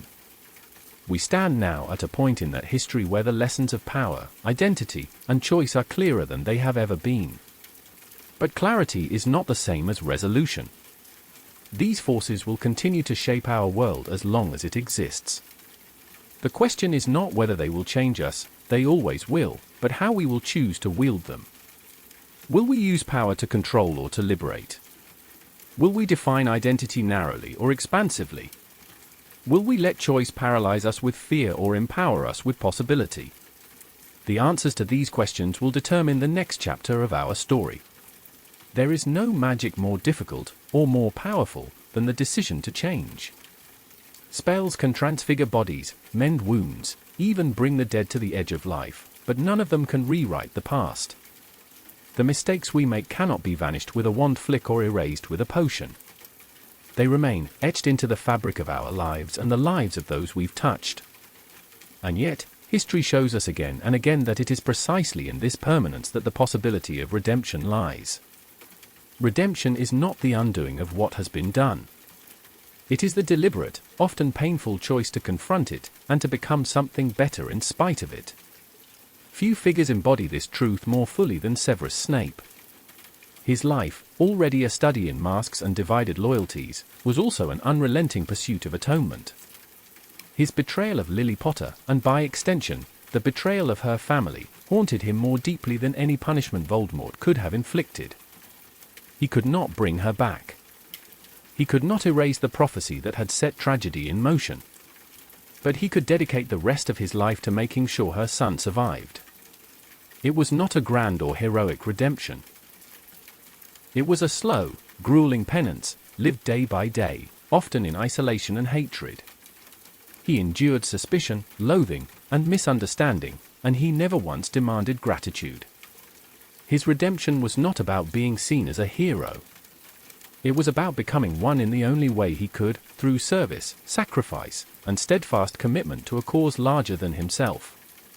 Snape's story reveals an essential truth about redemption: it is not a destination but a process. It is not achieved through a single act of courage or contrition, but through a lifetime of choices that reflect a refusal to be defined by one's worst moments. It is not about erasing guilt, but about transforming it into a force for good. Guilt, after all, is not merely a burden. It is a teacher. It reminds us of what we value and shows us where we fail to honor those values. It can paralyze, or it can propel. Snape chose the latter, and in doing so, he turned his greatest failure into a source of purpose. Other figures in magical history offer variations of this same lesson. Regulus Black, who initially embraced Voldemort's ideology, died trying to dismantle it from within. Draco Malfoy, raised in prejudice and groomed for cruelty, found himself unable to commit murder when the moment came, a small but significant break from the path laid before him. Even Narcissa Malfoy, whose loyalty to her family had once bound her to Voldemort's cause, made a choice in the final hours of the war that placed love above fear and humanity above obedience. These acts do not absolve them of their pasts. They do not erase the harm they caused. But they mark a turning point, a recognition that one's history does not have to dictate one's future. And yet, for every story of redemption, there are others defined by the refusal to accept responsibility. Peter Pettigrew, whose betrayal destroyed lives and shaped decades of suffering, never truly sought forgiveness or change. He fled from accountability, clung to his fear, and served whatever power would protect him. His end was not a redemptive one but a cautionary tale, a reminder that guilt, unacknowledged, becomes corrosive. It eats away at the soul, leaving behind only bitterness and cowardice. The contrast between Pettigrew and Snape is instructive. Both committed unforgivable acts. Both were offered opportunities to act differently. Only one chose to bear the weight of what he had done and attempt to balance the scales. Redemption, however, is not solely a matter of individual will. It is also a societal question, one that magical society has often struggled to answer. How do we treat those who seek to make amends? How do we balance justice with mercy? The post-war trials of Death Eaters exposed the complexity of these questions. Some, like Bellatrix Lestrange, were unrepentant and faced the full weight of the law. Others, like Draco Malfoy, were spared harsher sentences because of the choices they made in the final days of the war. Critics called it hypocrisy. Supporters called it wisdom. But both perspectives reveal an uncomfortable truth: redemption requires not only the willingness to change but the willingness of others to recognize that change. This tension, between punishment and forgiveness, between memory and mercy, is not easily resolved. It cuts to the heart of what justice means. Retribution alone cannot build a better world. But forgiveness without accountability is not justice at all. The challenge lies in finding a balance, to hold people responsible for their actions without denying their capacity for growth. It is a challenge the wizarding world continues to grapple with, as it must. For the pursuit of redemption is not only about healing individuals, it is about healing societies. It is also worth noting that redemption is not always dramatic. It is often quiet, even invisible. It is the former Death Eater who dedicates his life to rebuilding the communities he once terrorized. It is the werewolf who, after years of bitterness, begins to advocate for others like him. It is the child of a notorious family who chooses a different path and, in doing so, slowly rewrites their name's legacy. These acts may never make headlines or earn medals, but they are the foundation upon which lasting change is built. They remind us that redemption is not about being seen. It is about doing the work, every day, for as long as it takes. Responsibility, too, extends beyond those who have done harm. It belongs to all of us. We are responsible for the societies we create, the prejudices we perpetuate, and the injustices we allow to endure. The end of a war is not the end of responsibility, it is the beginning of it. The wizarding world's ongoing struggle with inequality, discrimination, and institutional bias shows how easy it is to slip into complacency once the immediate danger has passed. But if history teaches us anything, it is that evil thrives not only through the actions of the malicious but through the inaction of the indifferent. Redemption, then, is not only a personal journey. It is a collective project, one that requires vigilance, empathy, and a willingness to confront uncomfortable truths. In the end, redemption is not about forgetting. It is about remembering, and choosing, in the light of that memory, to be better. It is about carrying the weight of the past not as a chain but as a guide. It is about acknowledging that our choices define us, but they do not have to confine us. We are more than our worst mistakes, just as we are more than our greatest triumphs. We are the sum of our choices, and every day, we have the power to choose again. And that, perhaps, is the greatest lesson the wizarding world offers us. Magic can change many things. But the most profound transformation, the one that shapes lives, redeems souls, and rebuilds worlds, begins not with a spell but with a choice, the choice to take responsibility, to seek forgiveness, and to try, however imperfectly, to make things right. History is often told as the story of individuals, a dark lord defeated, a hero triumphant, a teacher's sacrifice, a traitor's betrayal. But history is not shaped by individuals alone.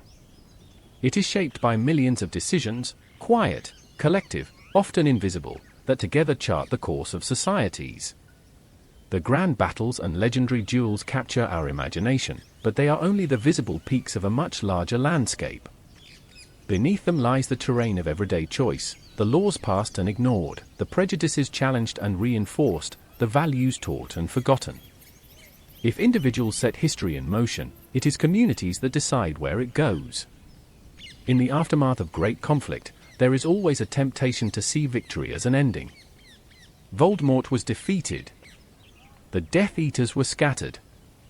Peace, however fragile, was restored. But peace is not the same as justice, and survival is not the same as healing.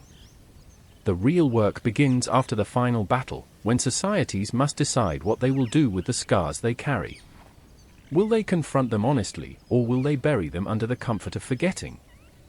Will they build systems that address the roots of their failures, or will they rebuild the same ones that allowed those failures to happen? These questions are not answered in the heat of war. They are answered in the cool, difficult aftermath, and they determine whether the world that emerges is better than the one that came before. The wizarding world has faced this crossroads before. After the fall of Grindelwald, the magical governments of Europe promised vigilance, cooperation, and reform. Yet within decades, the same prejudices, the same inequalities, and the same complacencies allowed Voldemort's ideology to take root. The lesson is as old as history itself. When a society defeats a tyrant but not the conditions that created him, it plants the seeds for another.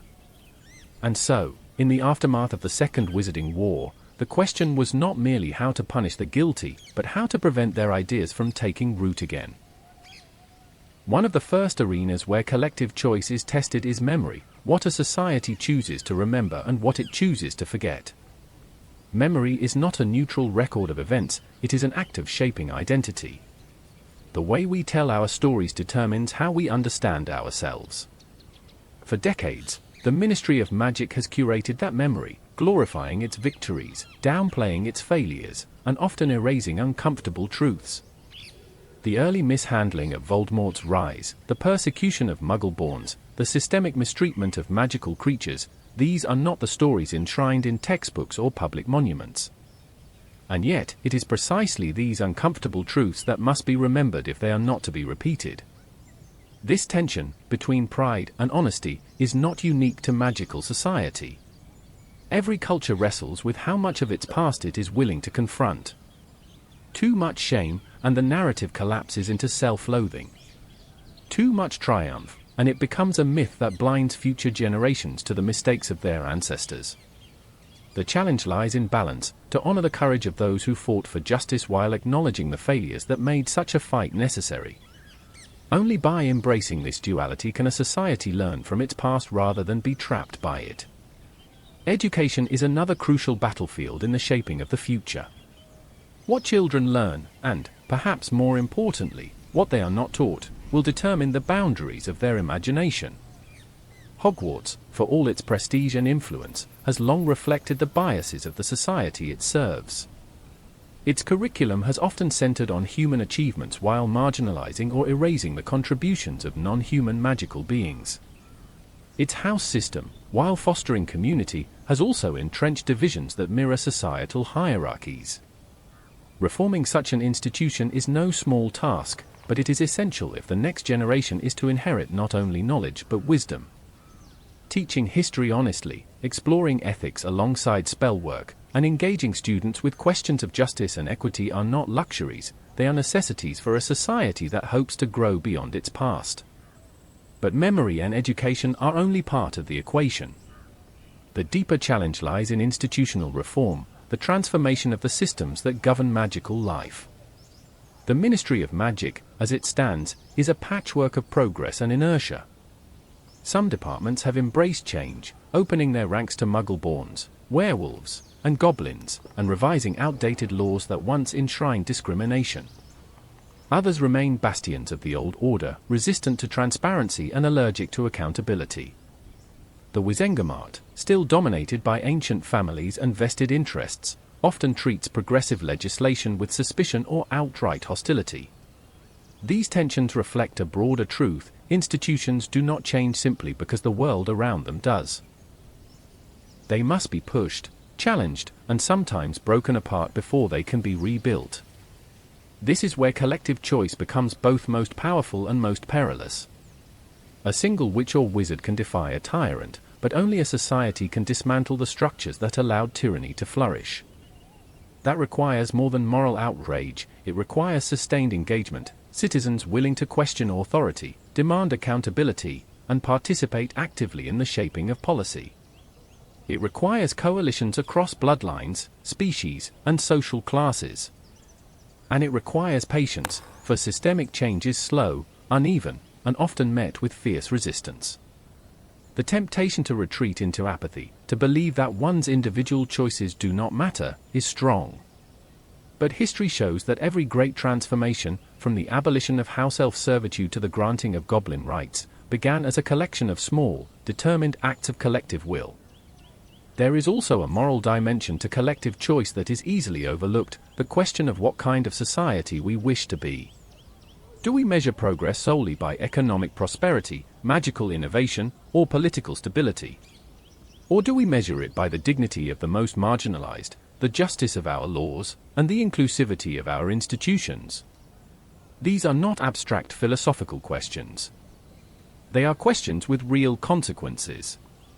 A society that tolerates prejudice because it is convenient, that sacrifices liberty for the illusion of safety, or that prioritizes tradition over justice is a society that has chosen stagnation over growth. And stagnation, like tyranny, has a way of entrenching itself until it becomes invisible. Yet amid these challenges, there is reason for hope. The wizarding world is not static. It has changed before, and it will change again. The very fact that Muggle-borns now occupy positions of leadership, that werewolves sit on advisory councils, that students form activist groups to challenge ministry policies, these are signs that collective choice is working. They are imperfect and incomplete victories, but they are victories nonetheless. They show that progress, however slow, is possible when people refuse to accept the world as it is and imagine it as it could be. It is worth remembering, too, that collective choice does not end with laws or policies. It extends into the everyday, into how we treat one another, how we speak, how we listen. Prejudice is not only enforced in courtrooms and classrooms, it is sustained in casual conversations, in jokes told without thought, in silence maintained when injustice unfolds before our eyes.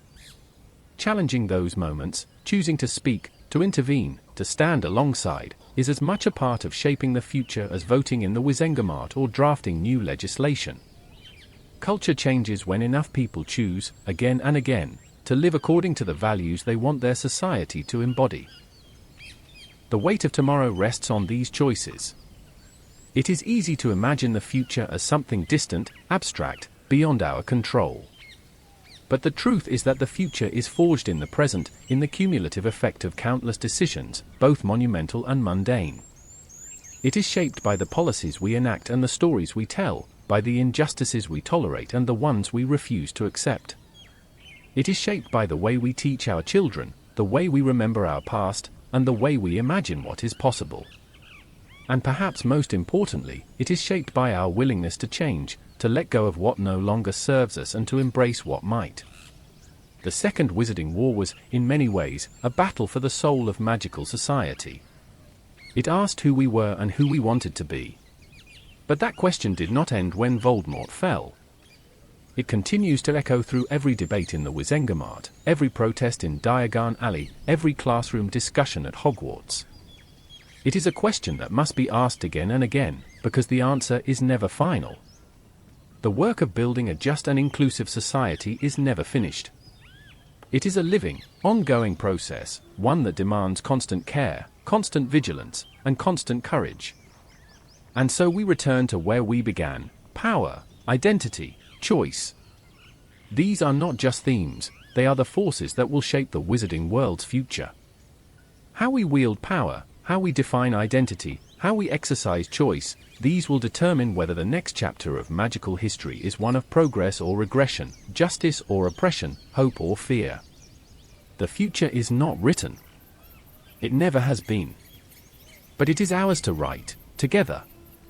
The wizarding world has always loved its dichotomies.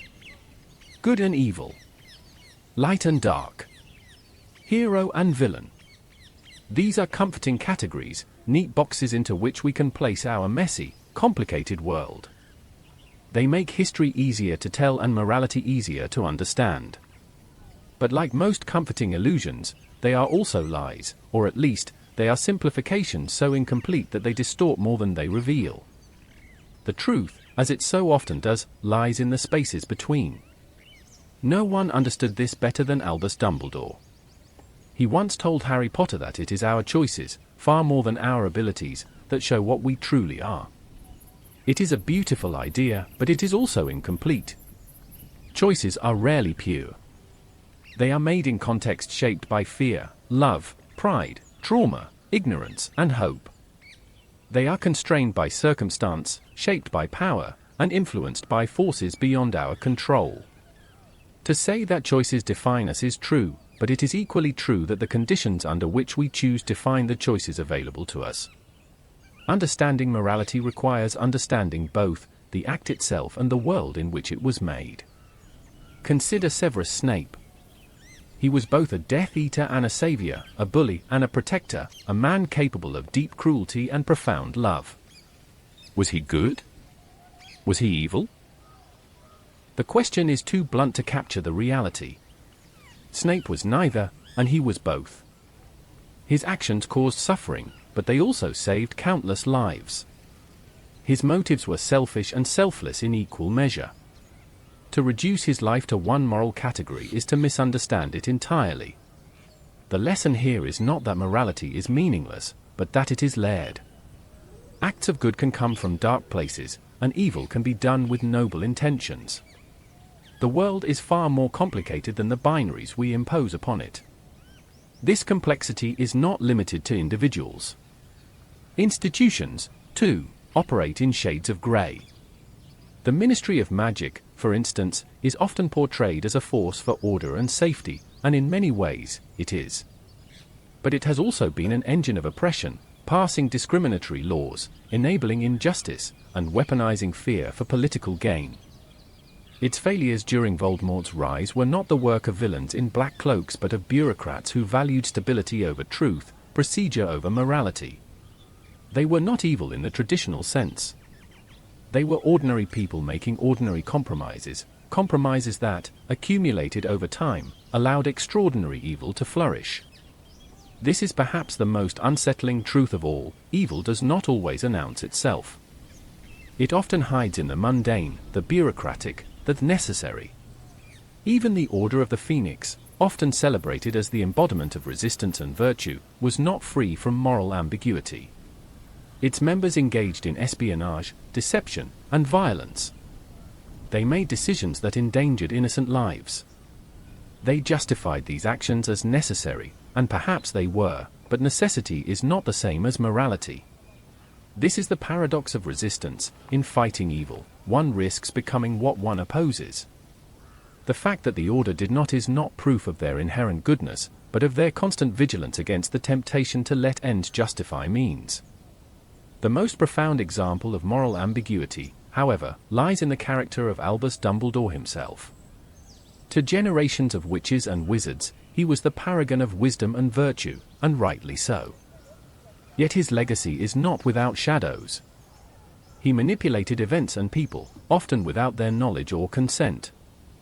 He placed a boy, a child, in a position to die, trusting that love and sacrifice would prevail where raw power could not.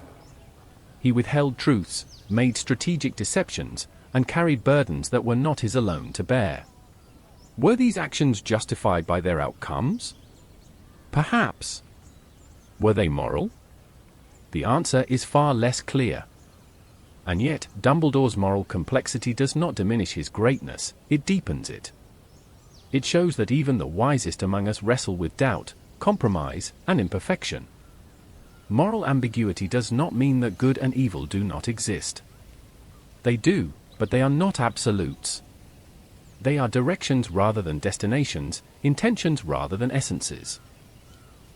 Most people, most institutions, and most societies exist somewhere in between, moving back and forth along a spectrum shaped by their choices.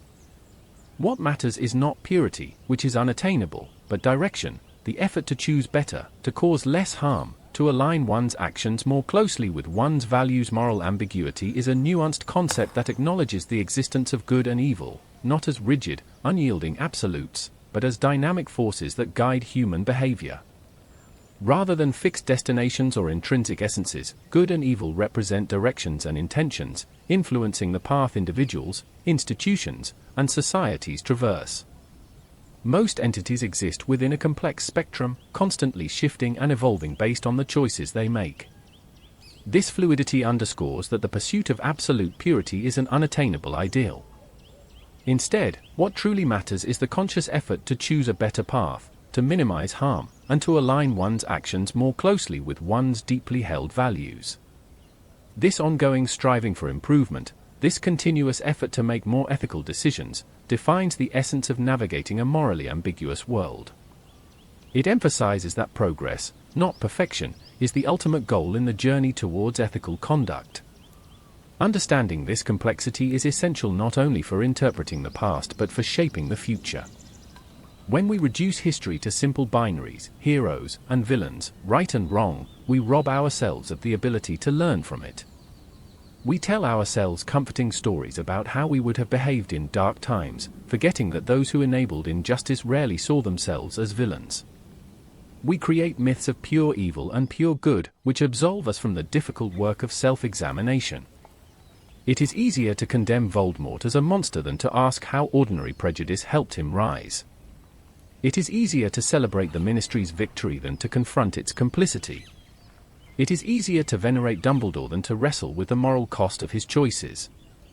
But history is not meant to comfort us. It is meant to challenge us.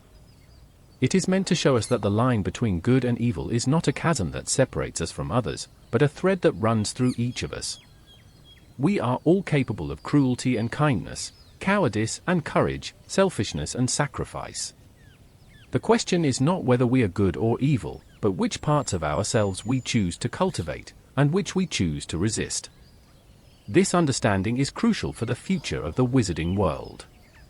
If we see evil as something external, a dark lord to be defeated, a faction to be destroyed, we will fight it, win, and then grow complacent.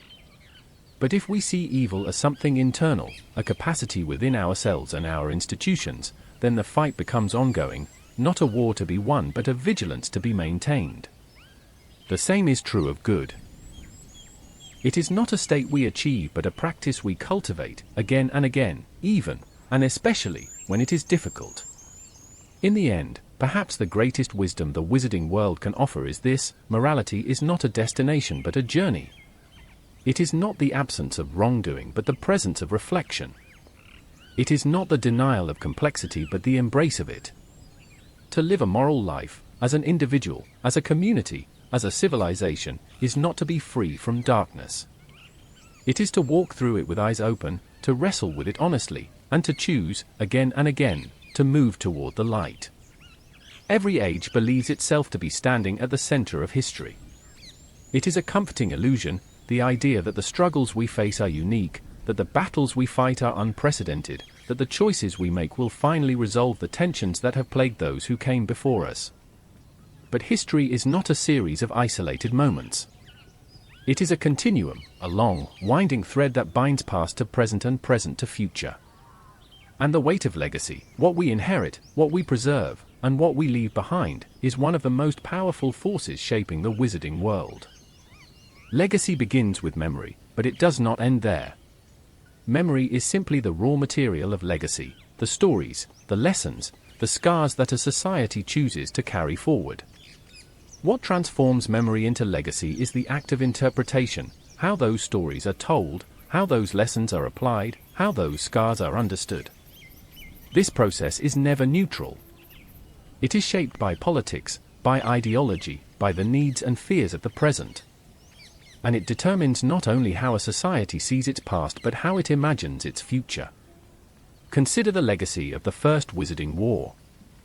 For decades after Grindel's defeat, the wizarding world told itself a comforting story, that evil had been vanquished, that vigilance had triumphed, that the lessons of that dark era had been learned. But beneath the surface, the same prejudices persisted, the same complacencies hardened into habit, and the same power structures remained intact. When Voldemort rose to power, many were shocked. They should not have been. The conditions that enabled his rise were the very ones left unresolved from the previous conflict. This is the danger of legacy misunderstood. When history is reduced to myth, its lessons are lost. The aftermath of the Second Wizarding War offered another chance, and another test. Would the wizarding world once again sanitize its history, elevating a few heroes while ignoring the systemic failures that allowed darkness to thrive? Or would it confront those failures honestly and build something better in their wake? The answer, as always, has been complicated. The names of Harry Potter, Hermione Granger, and Ron Weasley are rightly celebrated, their deeds immortalized in books and monuments. Yet the deeper, harder conversations, about blood purity, about institutional complicity, about magical inequality, remain unfinished. The past continues to echo not because it repeats itself identically, but because its unresolved tensions find new forms. Legacy is not only about how societies remember wars, it is also about how they remember people. The way individuals are remembered can shape generations. Albus Dumbledore's legacy, for instance, is one of wisdom, sacrifice, and leadership, but also of mistakes, secrets, and moral compromise. To reduce him to a saint would be to rob future generations of the lessons his complexity offers. The same is true of Severus Snape, whose memory challenges us to think about redemption, loyalty, and the nature of heroism. Even figures like Draco Malfoy and Narcissa Black, once vilified, now force us to confront uncomfortable questions about change, responsibility, and forgiveness. These legacies are not static portraits, they are conversations, evolving, contested, and deeply human. This evolution is not confined to the famous. Ordinary witches and wizards, too, shape the legacy of their age through the lives they lead and the values they pass down. A mother teaching her child to respect muggles.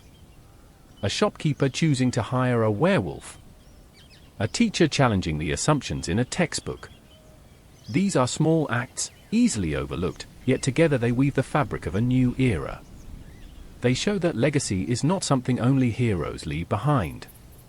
It is the sum of countless decisions, made every day, by people who may never appear in history books but whose choices shape the world nonetheless. The most profound aspect of legacy, however, is its unpredictability. Once a story leaves the lips of those who lived it, it takes on a life of its own. Each generation retells it, reshapes it, and reinterprets it in light of its own struggles and hopes. The rebellion of House Elves, once dismissed as a fringe cause, may one day be remembered as the foundation of a broader movement for magical equality. The debates over werewolf rights, once confined to ministry committees, may become a defining civil rights issue of the next century. The courage of students in Dumbledore's army, once seen as youthful defiance, may serve as a model for grassroots resistance in times yet to come. Legacy is not fixed, it is alive, growing, adapting with each new telling. And yet, for all its dynamism, legacy also imposes a responsibility. The stories we pass down do more than preserve the past, they shape the moral vocabulary of the future. They teach future generations what is admirable and what is shameful, what is possible and what is unthinkable. If we sanitize the past, we risk raising generations unprepared for the complexities of their own time.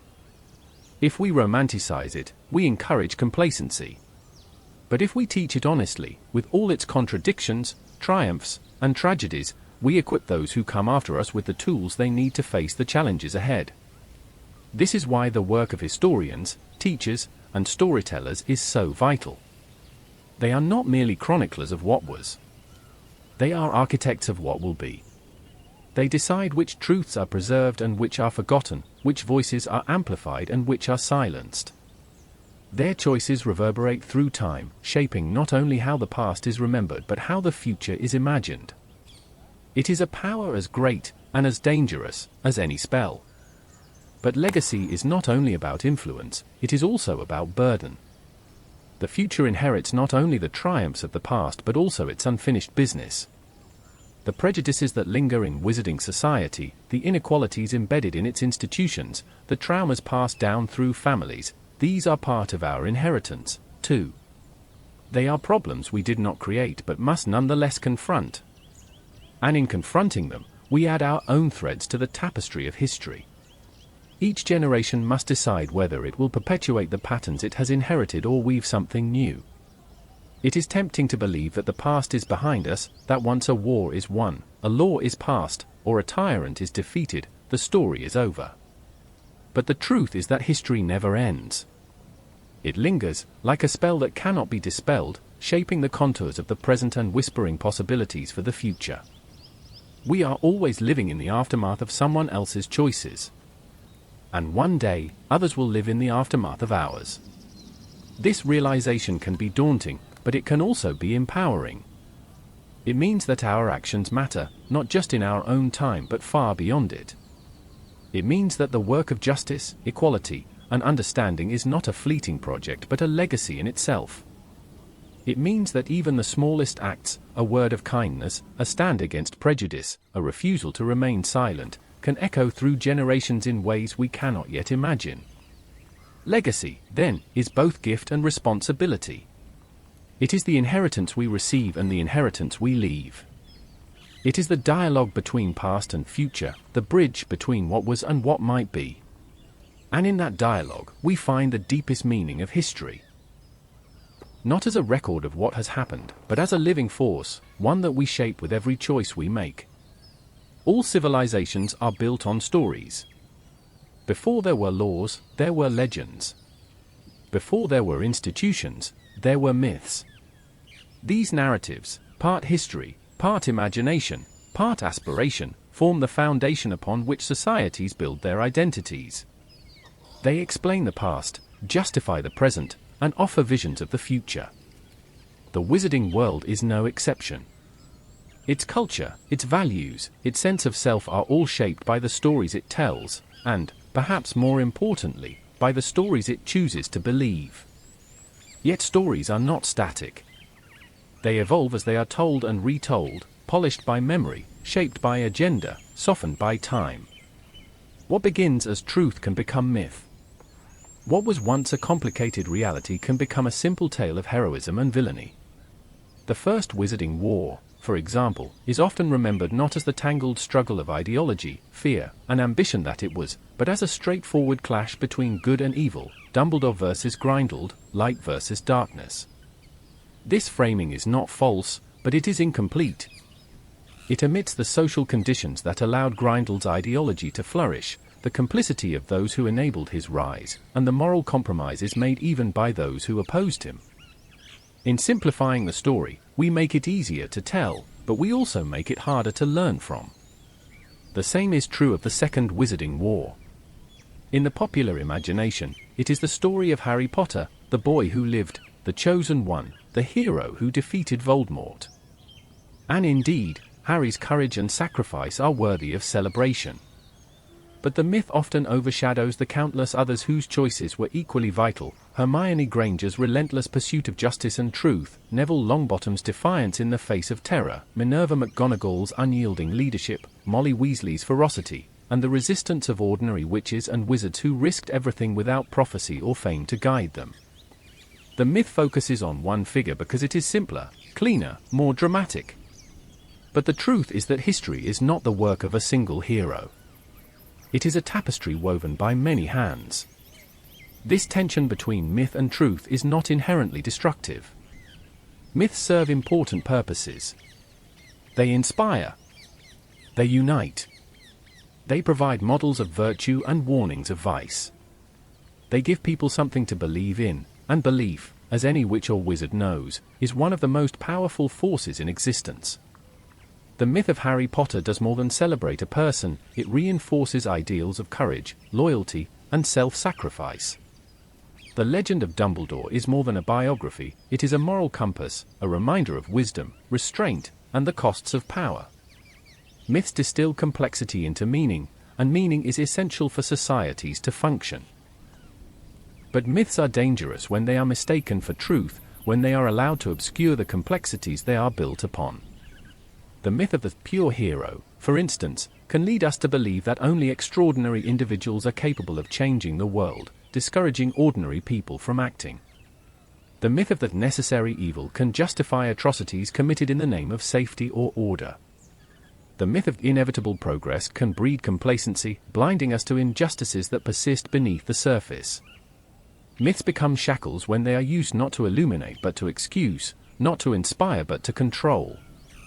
The evolution of magical history offers countless examples of this duality. The story of Salazar Slytherin, for instance, has long been told as the tale of a prejudiced founder whose obsession with blood purity nearly tore Hogwarts apart. That story is true, but incomplete. Slytherin's fears of exposure to the Muggle world, while misguided and bigoted, were not entirely irrational in a time of intense persecution.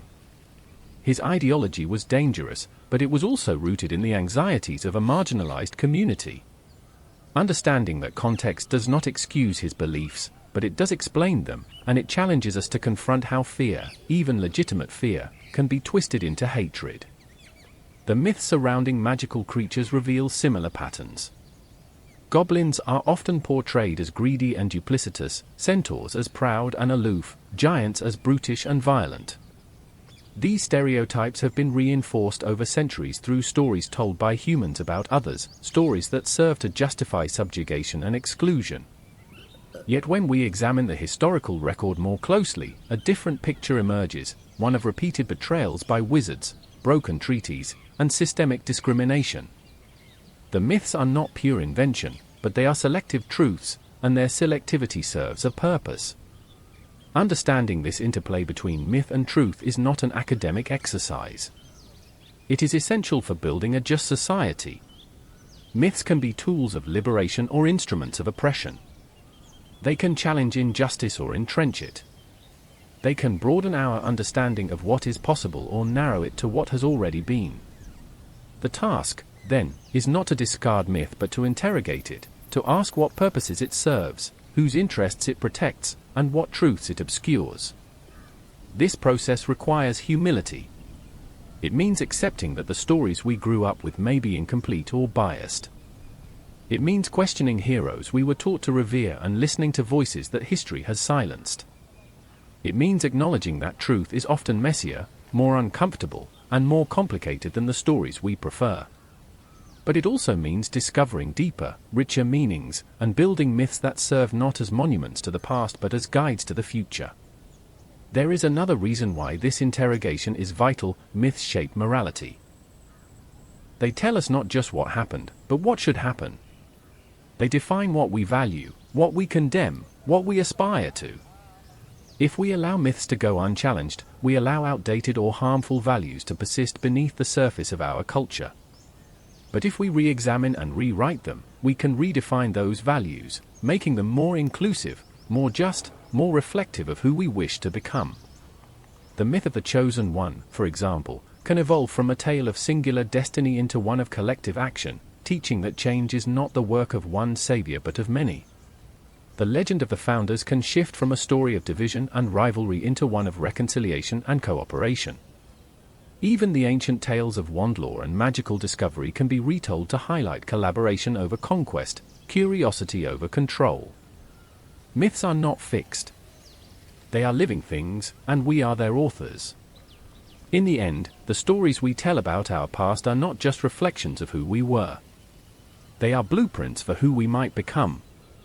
They shape the imaginations of children, the priorities of governments, the moral compasses of generations. They whisper possibilities into the future. The question is not whether we will have myths, we will. The question is whether those myths will bind us to the past or propel us beyond it. The challenge, then, is one of balance. We must honor myth without being blinded by it. We must cherish the stories that inspire us while questioning those that limit us. We must allow legends to guide us, but not dictate to us. And above all, we must never forget that myths are not destiny. They are choices, stories we tell ourselves about who we are and who we hope to be. And like all choices, they are ours to make anew. The critical examination of myths is not merely an academic exercise, it is a vital interrogation with profound implications for the very fabric of society. Beyond their historical narratives, myths serve as powerful moral compasses, dictating not just what has transpired, but what ought to transpire. They subtly yet powerfully define our collective values, shaping what we celebrate, what we condemn, and what we collectively strive for. To leave these myths unchallenged is to permit the insidious perpetuation of outdated, harmful, or exclusionary values that lie dormant beneath the surface of our cultural consciousness. Conversely, by actively re-examining, dissecting, and ultimately rewriting these foundational narratives, we possess the transformative power to redefine our values, forging a path towards a more inclusive, more just, and more authentically reflective vision of who we, as a society, aspire to become.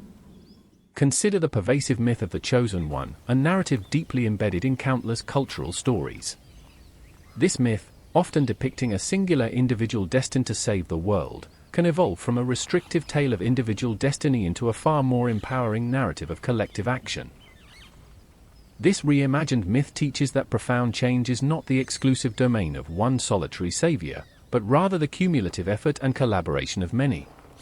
Similarly, the foundational legends of founders, often steeped in tales of division, rivalry, and conquest, can be consciously shifted to emphasize reconciliation, cooperation, and the shared pursuit of a common good.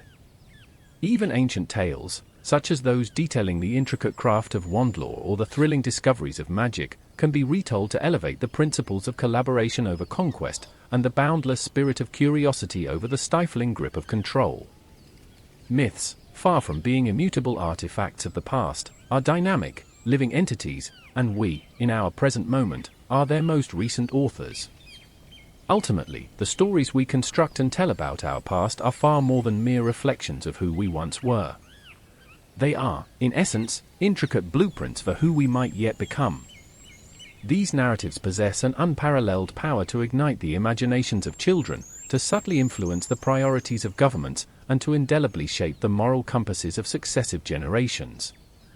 They are the whispers of possibilities echoing into the future, guiding our collective journey.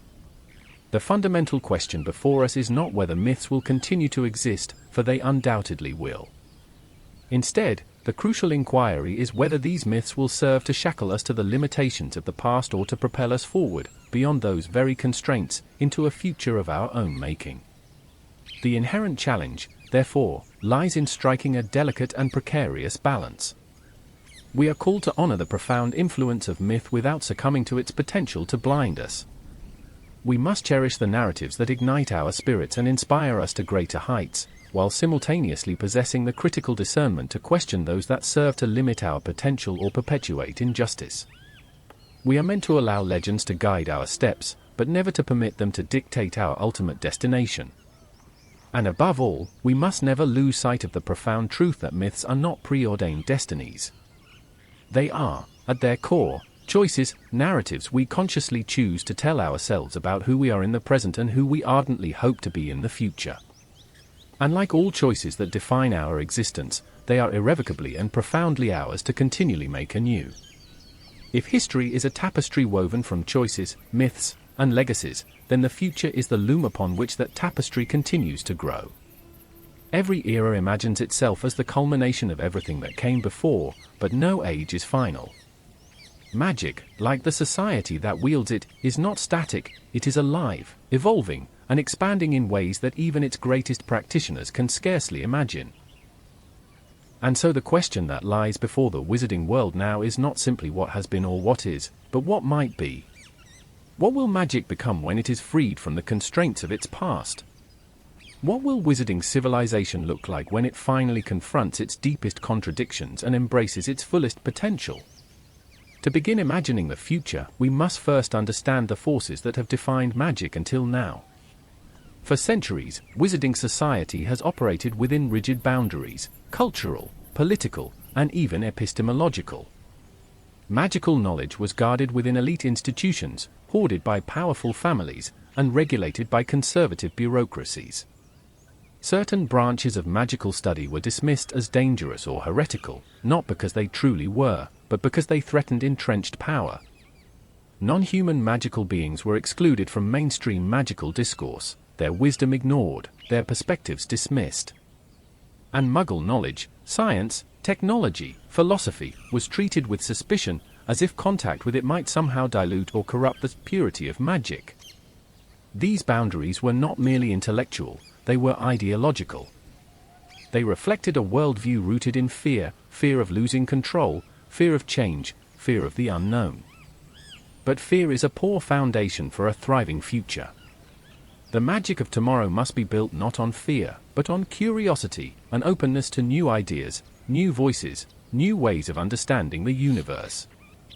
It must be a magic that sees difference not as a threat but as a source of strength.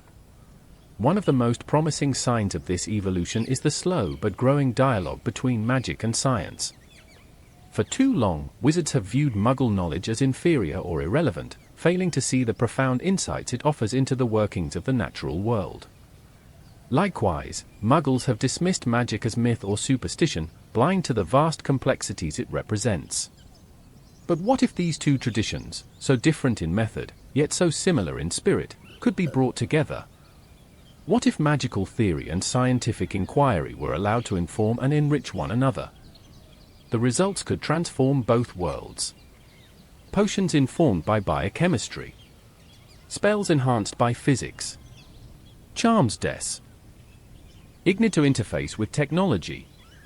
The boundaries between magic and science are not immutable, they are artifacts of prejudice and ignorance. And their dissolution could usher in an era of unprecedented discovery. The future of magic will also depend on a deeper reckoning with the question of who wields it. For centuries, magical power has been concentrated in the hands of a relatively small, relatively homogeneous group, human, wand-bearing, schooled in specific traditions. But magic is far broader than this. Centaurs read the movements of the stars with a precision wizards cannot match. Goblins craft enchantments in metal that human spellcasters still struggle to replicate. House elves wield innate forms of magic that defy conventional classification. Even Muggles, though lacking magical ability, possess forms of knowledge and creativity that can shape magical practice in profound ways. The future demands a more inclusive vision of magical society, one in which different forms of magic and different kinds of knowledge are not ranked but integrated, not feared but embraced. Education will be central to this transformation. Hogwarts and its sister institutions have served the wizarding world well for centuries, but they were built for a different era. The challenges of the future will require a reimagining of how magic is taught, not merely as a set of spells to be mastered, but as a field of inquiry to be explored. Students must learn not only how to perform magic, but how to question it, how to challenge its limitations, how to think critically about its ethical implications. They must be taught not just the history of magic, but its politics, the ways in which power, prejudice, and ideology shape what is considered possible. And they must be exposed to perspectives beyond the wizarding canon, the voices of magical beings, the insights of Muggle science, the philosophies of distant cultures. A magical education fit for the future must be as diverse and dynamic as magic itself. But perhaps the most profound evolution of magic will be philosophical. For centuries, wizards have treated magic as a tool, something to be used, controlled, harnessed for specific ends. Yet there is a growing recognition that magic is not merely a means to an end, it is a way of understanding reality itself. It is a language through which the universe speaks, a manifestation of the interconnectedness of all things. To practice magic in this deeper sense is not merely to manipulate nature, but to participate in it, to enter into a dialogue with the world rather than imposing one's will upon it. This shift, from control to communion, from domination to dialogue, may be the most transformative change of all. Of course, such a transformation will not come without resistance. Every age of progress is met with voices that fear what is new and cling to what is familiar. There will be those who argue that mixing magic with science will dilute its mystery. There will be those who insist that widening access to magical power will erode tradition. There will be those who fear that reimagining magical education will undermine authority. These voices are not new. They have spoken in every era, often loudly, often persuasively. But they have always been on the wrong side of history. And they will be again.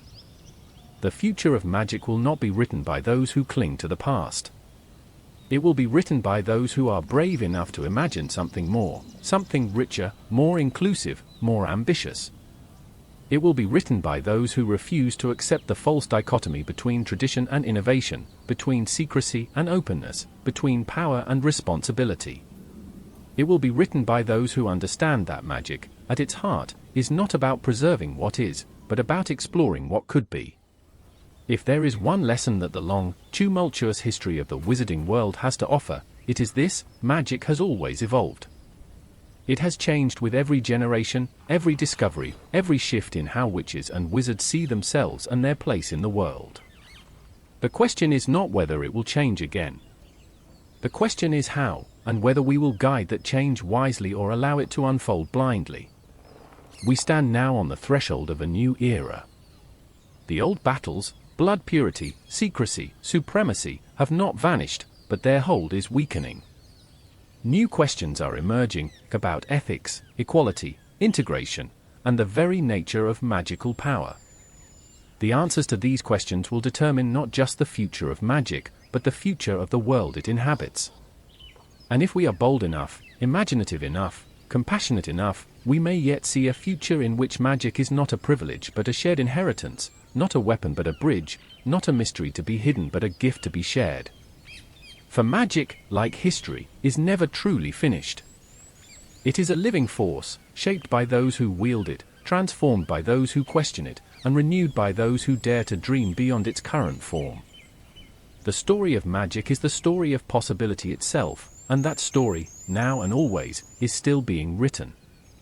In the end, the wizarding world is more than a collection of stories about spells and wands, heroes and villains, wars and triumphs. It is a mirror, one that reflects our deepest fears, our highest ideals, our greatest failures, and our most enduring hopes. And like any mirror, it shows us not only what we are but what we might become.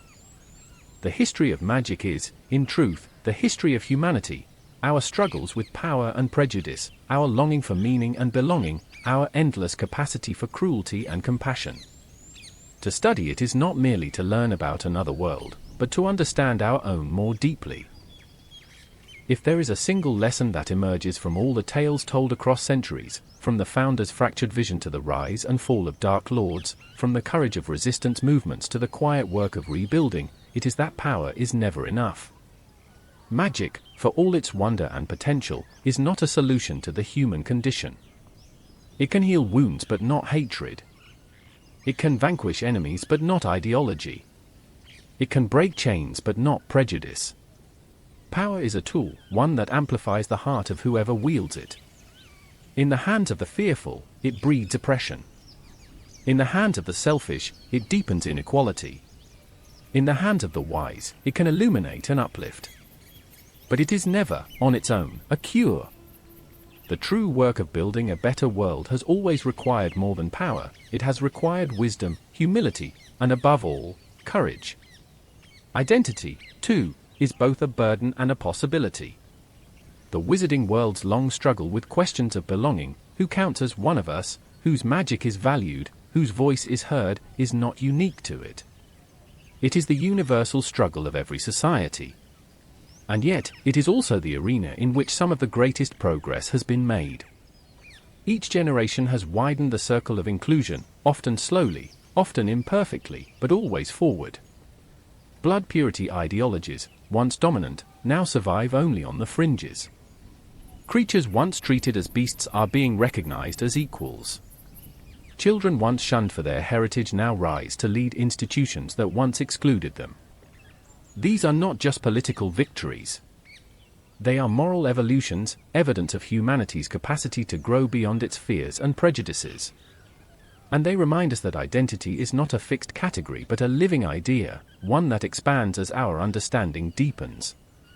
Choice, the quiet, stubborn heartbeat beneath all history, remains the thread that binds everything together.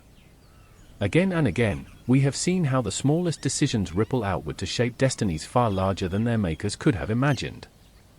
Lily Potter's choice to protect her son. Regulus Black's choice to defy his master. Narcissa Malfoy's choice to lie to a tyrant.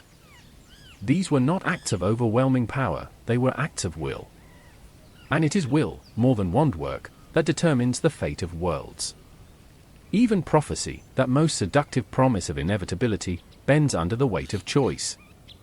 The future is not written in the stars or sealed in the pages of fate. It is written by us, every day, in the decisions we make and the values we uphold. But perhaps the most important lesson is one of humility. For all our advancements, for all our spells and enchantments, for all the centuries of history behind us, we are still learning. We are still stumbling toward understanding. We are still struggling to balance freedom with responsibility, justice with mercy, tradition with change. Magic has not freed us from these dilemmas, nor should it. It has simply given us new ways to encounter them, new metaphors through which to explore them, new opportunities to rise or to fall. The wizarding world is not a realm apart from human nature. It is an extension of it. And yet, there is hope, immense, radiant hope, in that struggle. Because if the history of the wizarding world has shown us anything, it is that we are capable of change. We are capable of learning from our mistakes, of growing beyond our prejudices, of turning our worst failures into the soil from which something better can grow. Again and again, darkness has risen, and again, it has been met by courage, compassion, and love. Again, power has been abused, and again, it has been checked by resistance and reclaimed for the common good. Again, hatred has taken root, and again, it has been overcome by understanding. This, ultimately, is the meaning of magic. Not the spells, not the potions, not the enchantments, but the capacity to imagine a world different from the one we have. Magic is the belief that transformation is possible. It is the conviction that what is does not have to be what will be. It is the spark of imagination that allows us to envision justice where there is injustice, peace where there is conflict, hope where there is despair.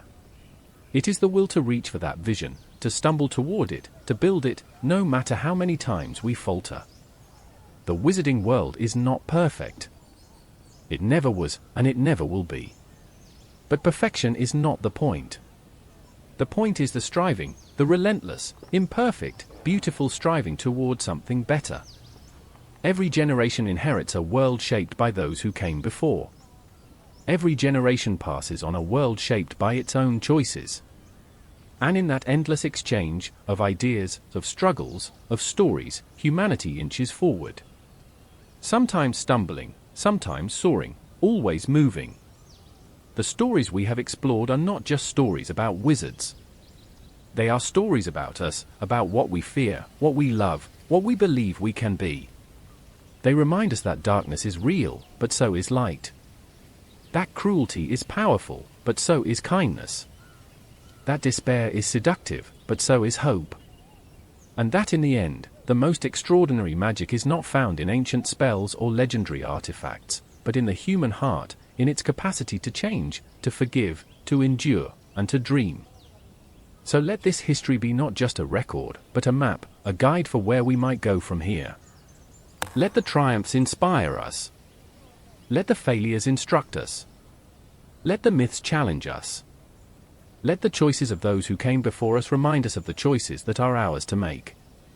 And above all, let us remember that magic, like history, like humanity, is never finished. It is always unfolding, always becoming, always reaching beyond itself. The story does not end here. It cannot. Because the future, with all its uncertainties and possibilities, still lies unwritten. And the quill is, as it has always been, in our hands. There is a silence that comes after history ends, not the silence of conclusion, but of contemplation. It is the stillness that settles once the battles are over, the monuments raised, the names etched into memory. It is in this quiet space, between what has been and what will be, that the true weight of history reveals itself. And it is here, in this fragile pause, that we must ask ourselves the question that lingers after every story: what does it all mean? The wizarding world, its conflicts, its triumphs, its transformations, has always been more than a chronicle of magical events. It is, at its heart, a story about humanity itself. The magic is only a language, a metaphor, a way of exploring truths too vast and too complicated to capture in ordinary words. Behind every duel is a question about power. Behind every law is a question about justice. Behind every prophecy is a question about destiny and choice. And behind every hero and villain is the same question that haunts us all: what does it mean to be human? What this long and winding history shows us is that humanity is not a static essence. It is not something we are, it is something we become.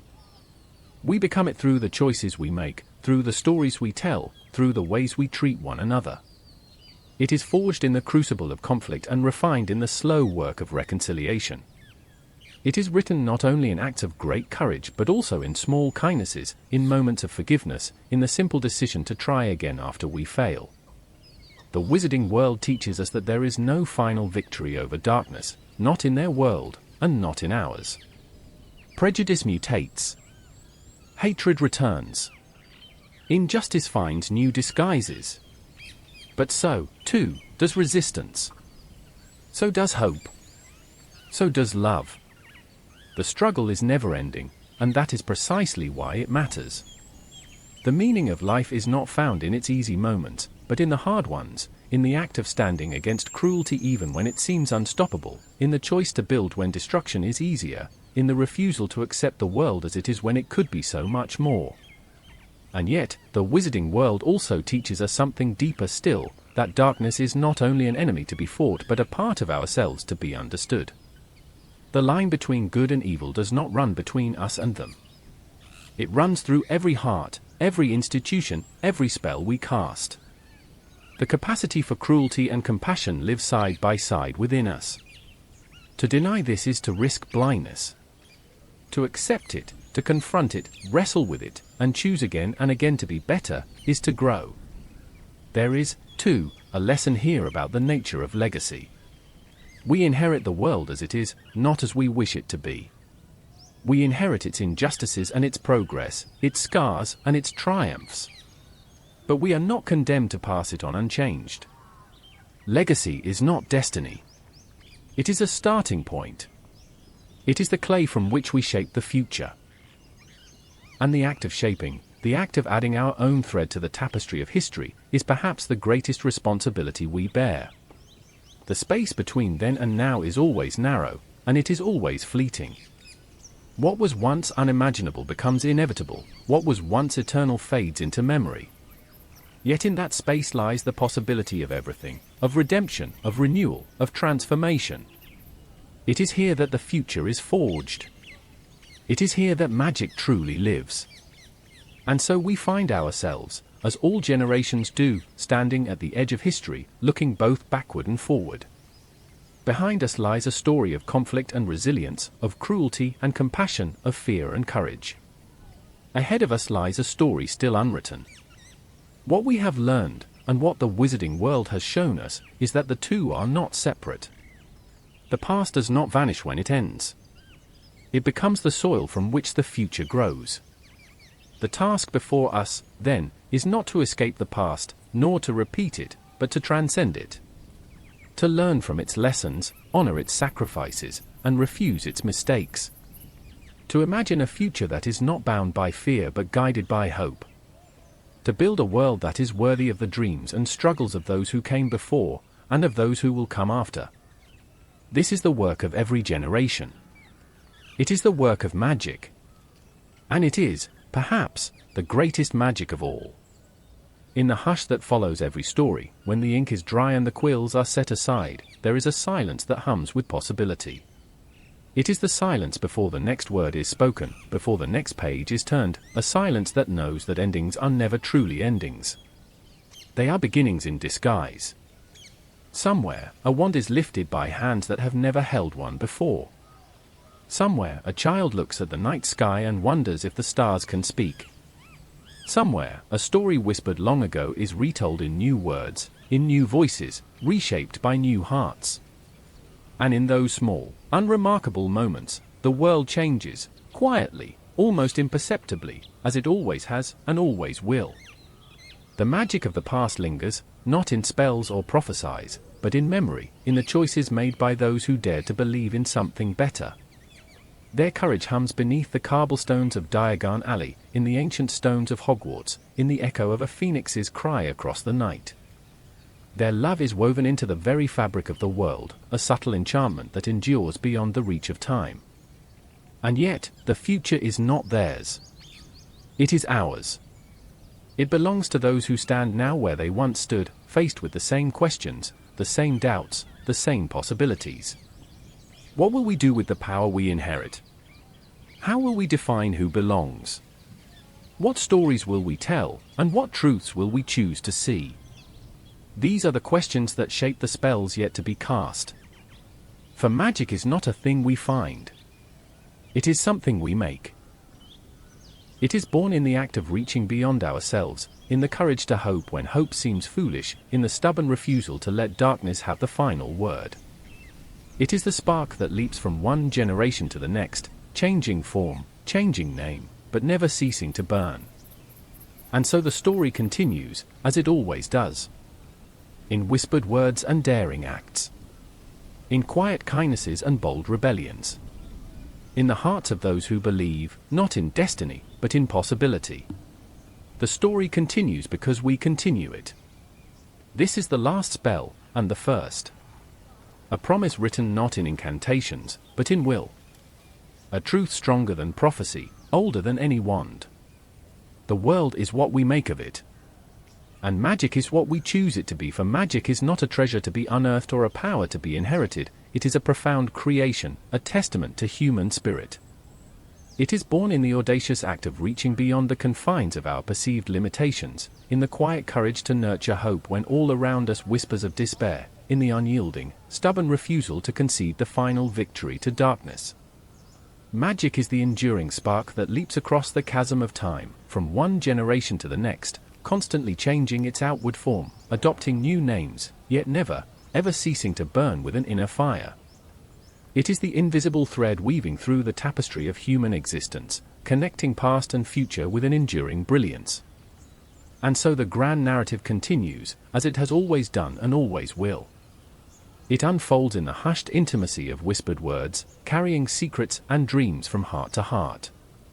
It manifests in the breathtaking audacity of daring acts, challenging the status quo and forging new paths.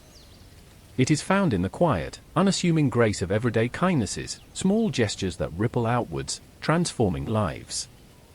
And it surges forth in the thunderous roar of bold rebellions, when the oppressed rise up to reclaim their dignity and their voice. The story continues, not because of some predetermined destiny, but because of the boundless possibility that resides within the hearts of those who believe. It continues because we, with our choices and our actions, actively choose to continue it. Every breath we take, every decision we make, every dream we chase, adds another vibrant chapter to this unfolding epic. This, then, is both the ultimate spell and the inaugural one. It is a promise, not etched in the ephemeral words of ancient incantations, but forged in the indomitable crucible of human will. It is a truth more potent than any prophecy whispered by seers, a wisdom far older than the first carved wand. It is the fundamental understanding that the world we inhabit is not a static given, but a fluid canvas upon which we paint our realities. And magic, in its truest and most profound sense, is not an external force to be harnessed, but an internal choice, the power we choose to recognize, cultivate, and embody within ourselves and the world around us. It is the conscious decision to infuse our lives with wonder, purpose, and the extraordinary. This, then, is both the ultimate spell and the inaugural one. It is a promise, not etched in the ephemeral words of ancient incantations, but forged in the indomitable crucible of human will, a crucible tempered by countless experiences, aspirations, and the relentless pursuit of meaning.